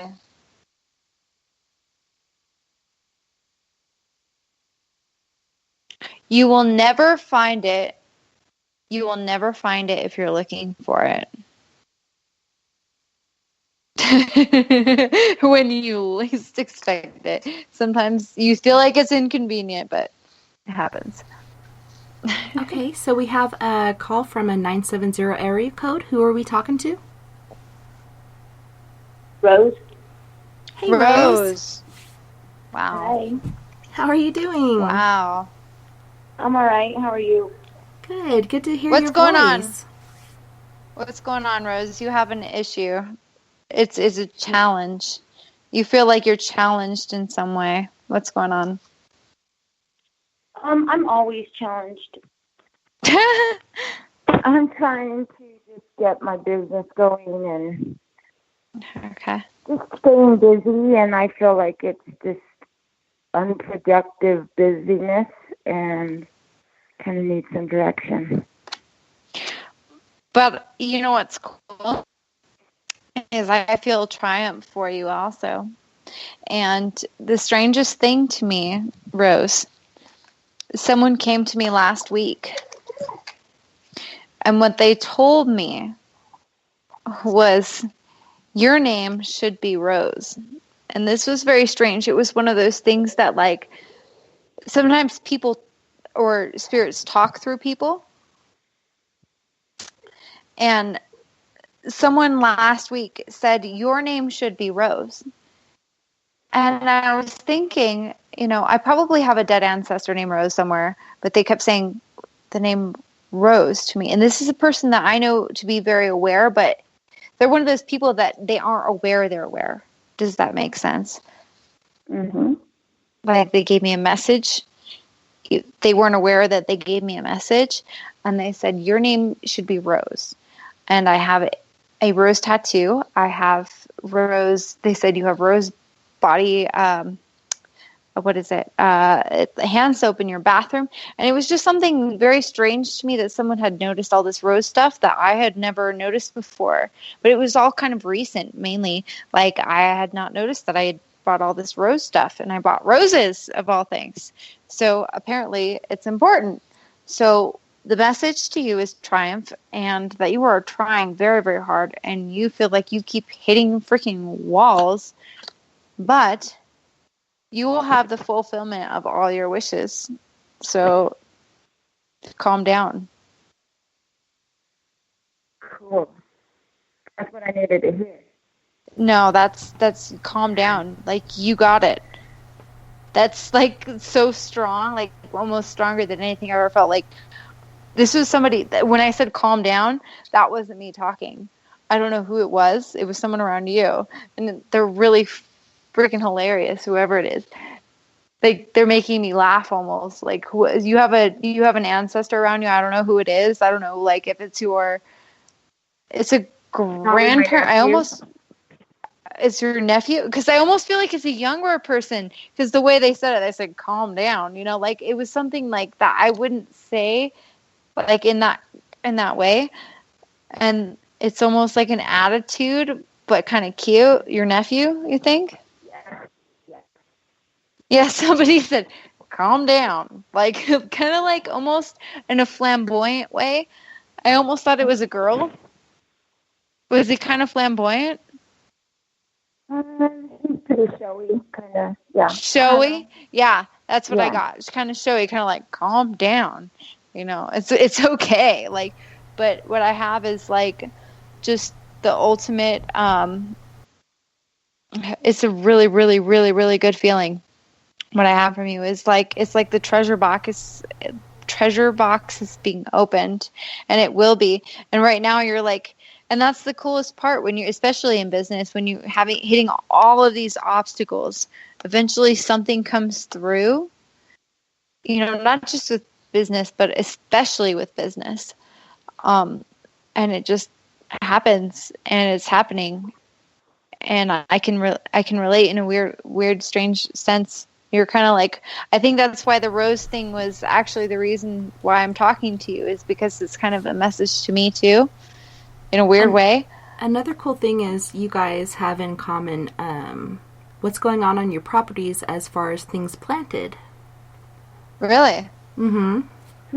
I had no idea. See, this is something I had no idea about. I'm not reading any of this, but that's kind of what's going on in my life right now. We have a lot of different people, and we have some investors, and we're growing some industrial, nothing illegal, completely legal things. And we're having some obstacles, and we're having a lot of confrontation amongst each other. and other people on what's going on, because we're all kind of novices at this. We have some expert people at this and some expert people at that, but we're all kind of coming together and trying to figure things out. And I feel like you might be in a similar situation, which thus the rose. We're kind of, it's a garden, it's being planted, and it's got a treasure box. Wow. So that's all I have to say, and I think that's really cool. I also see something about peaches. So I don't know if that resonates with you or not. Do you like peaches? Is that weird? I do love peaches. Okay, I can't cool. find the reasoning in that right now. I have no peaches growing, but no, neither do I. No, neither do I. But there's somebody out there, yours or mine, somebody that's connected, possibly people that we know that are deceased that know each other or know each other in the afterlife that are talking about peaches. So it's weird because I've been into peaches lately. I've never been a peach fan until recently. So, and then the rose thing, like there's some weird connections in there, and I think we might be on a similar path right now. And I think that our people have talked to each other in the past week. So all I have to say is there's a treasure box right now, and this sounds crazy, I know. And here's the number 9 again. Darn it. Okay, but a treasure box. I'm not sure. Are you born in September? Nope. When are you born? Maybe that's the month it's going to happen. But, well, that would make sense because that's the harvesting month, right? Would be like September, October, right? Okay. Oh, okay, that's the 9s. I keep getting 9s. So see, my messages kind of get... Okay, it could be... I'm not... Okay, but I'm telling you right now that you are in a good place, and I understand you keep hitting walls, and I understand that you are frustrated with a lot of things around you, and it seems very dark, but I'm telling you right now, it's going to be cool. Like, it's going to harvest. It's going to be good. Whatever it is. Plants, no plants, whatever. Yes, you're welcome. It's important. This one's very important, Rose, so pleasure talking to you. I hope that helps, Rose. Maybe we'll get a chance to meet up, yeah. Yeah. I get tears in my eyes for some reason. Yeah. It's kind of cool. No, I miss you. I miss you. And you actually got to meet Mia once. I brought her up to your place last year. Oh, cool. But yeah, I really do miss you, and we got to get together for lunch or drinks or something. Something, yeah. I do want to go to practice night or something. Next time you have a gig, let me know. I can barely hear you. What did you say again? I said next time you have a gig, let me know. For sure. Next time. Yeah, I'll definitely get a hold of you. Okay, my phone's acting all weird now. Paranormal. Okay, Rose. I feel really good about you, girl. You got it. Don't worry. All right. Thank you, ladies. No worries. Thanks for calling in, Rose. I'm so glad to hear from you. Thank you. You have a good night, and love and light to you always. All right. Love you too. Bye-bye. Bye-bye. Bye. That was weird because I felt, honestly, like it was like a partial reading for myself because I had that weird rose phenomenon last week. It was wild. Yeah, that is super cool. And when I saw the 970 area code, I was like, wait a minute. And then it was Rose. And that's so cool. Like, you guys have been around each other and everything, and you didn't even realize who it was, and you've had no these idea. Well, Rose that's things why, going on. Yeah, that's why, because I'd already met her, and so when you're kind of like, like a spider web in life, good or bad, when you entangle your energies, that's why it was so strong. Like last week, I got all that stuff about roses. Weird. Yeah, spider webs. I can't say weird. Circles, yeah. Like they all just go around and around, and you guys should hook back up and share some ideas. I agree. But Donna in the chat room was saying, Tessa, so is she saying what you plant on the ground will affect your life? If so, what plants are good for peace and love? Any ideas? Okay. So, and this is a very grounded response, but I love roses, and here's the weird thing. Some people do not like roses. So my answer and what I'm getting from my guides is telling me right now, whatever makes you happy is what you should plant if you're looking to actually garden. I'm not a gardener. I'm really not, but I live on a ranch and I have people around me who know what they're doing. I'm more of an animal person. So my attention goes to my furry friends rather than my leafy friends. And I'm learning though about plants, and their energies are so amazing. And I've always been aware of it growing up and stuff. I just have not, I kind of grew up in the desert. So I'm just now, since I've moved to Colorado, learning about the powerful energy of plants. So my advice to you is, okay, so you can go and smell, different types of oils and things, and smell and feel, different types of plants that eat. Like, it's about the senses, something that makes you happy. I know that something that works for negative energies a lot of times is like herbs, so such as sage, or which is salvia, sage. That's the Latin term for sage, and like basil and certain things. So those are the easiest plants to grow. That's the only thing that I've been able to grow, especially in Arizona, growing up in the heat and the desert where there's no water. So go for something, depending on where your location is, that makes you happy. I don't think it necessarily is like a certain, and that's the other thing that people kind of misconstrue. Same with like gems and stones and crystals. Like for some people, amethyst works, to fight off energies. For some people, rose quartz works. For some people, it's, obsidian. For some people, for me, it's obsidian. So same with plants. I think that you need to go with something that smells good, feels good. If it looks like a duck and quacks like a duck and walks like a duck, it's a duck. So if you like the smell of sage, or if you like the smell of roses, or if you like the smell of lilies are great. Just find something that you can grow that makes you feel happy. And I think that will work for you. Also, rosemary and lavender. Rosemary is protective from dark things. If you plant it on each side of your doorstep, that's a good thing. Lavender, it's so relaxing, especially at the end of the day when the sun's going down and the moon is coming up and, it's not so hot. You just get that wonderful lavender fragrance. is always good. Lavender is always good. Yeah, and it's easy to grow. Yes, it's very hardy. My mom in Phoenix, she actually has some lavender down there, and it does really, really good. But yeah, I would recommend that as well. So... Good advice. We're at a standstill with our calls and questions. That's okay. I'm still going to put one more thing out there. Okay.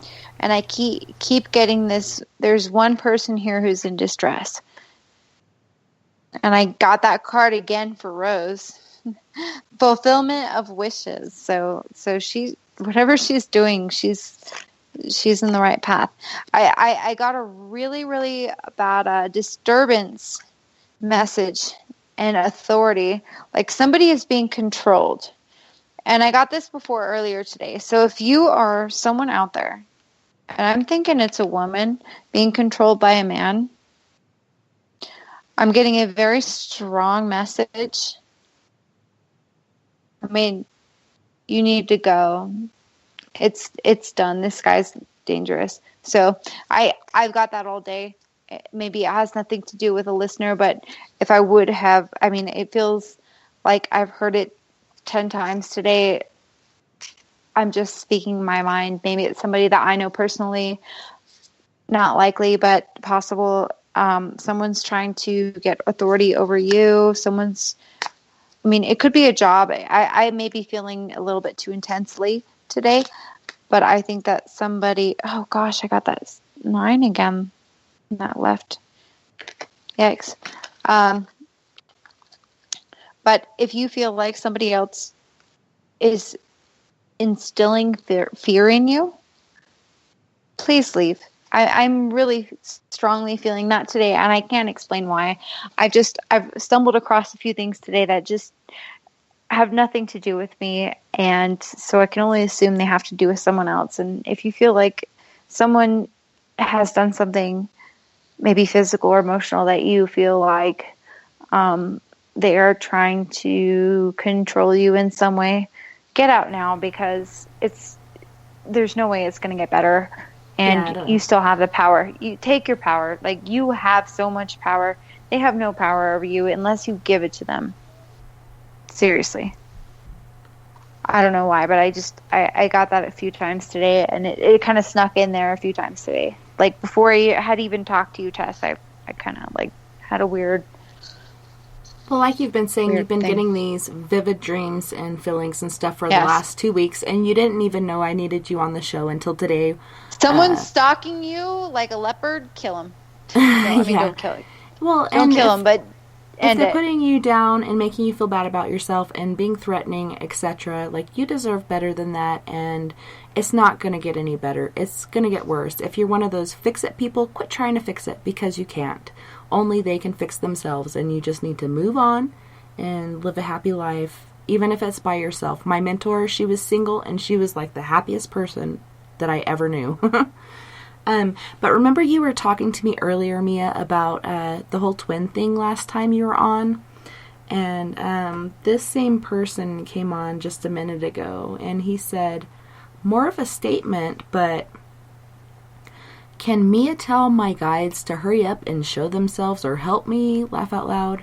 But he had where he had lost a child, and then asking, will the next one be a boy or girl? But when you were on last time, you were picking up on twins. I don't know if it's, one was supposed to be here and then the other one's coming through later or whatnot. But you had kind of spoke about that earlier, like it had stuck with you.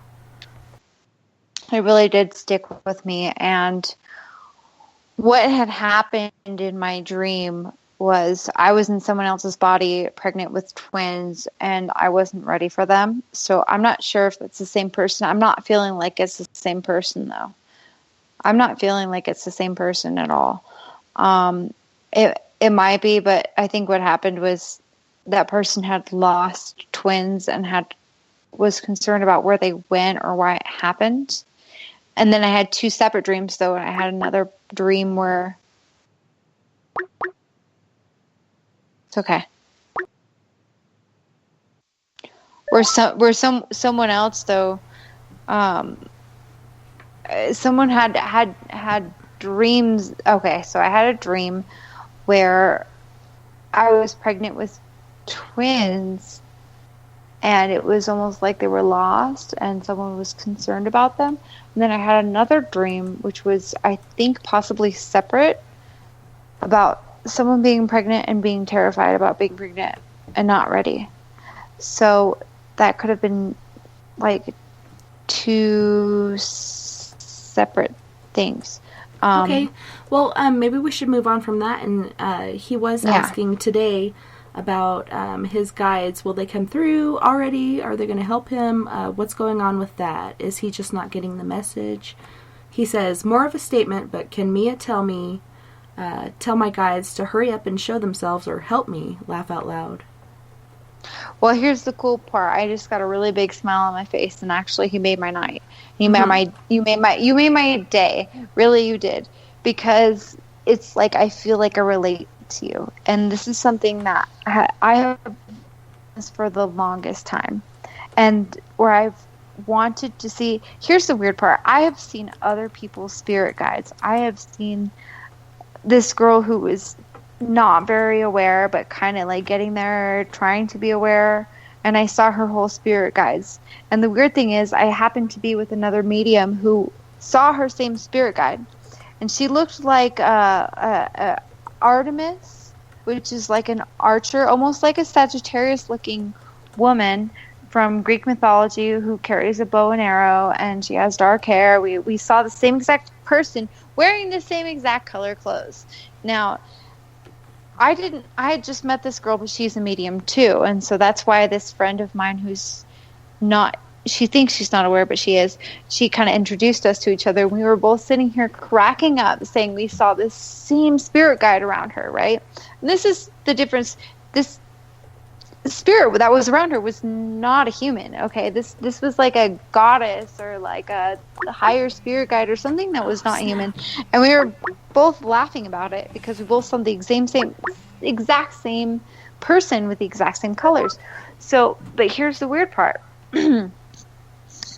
I have not really seen my own spirit guides in their physical form. So what you are looking for is to see your spirit guides in a physical form.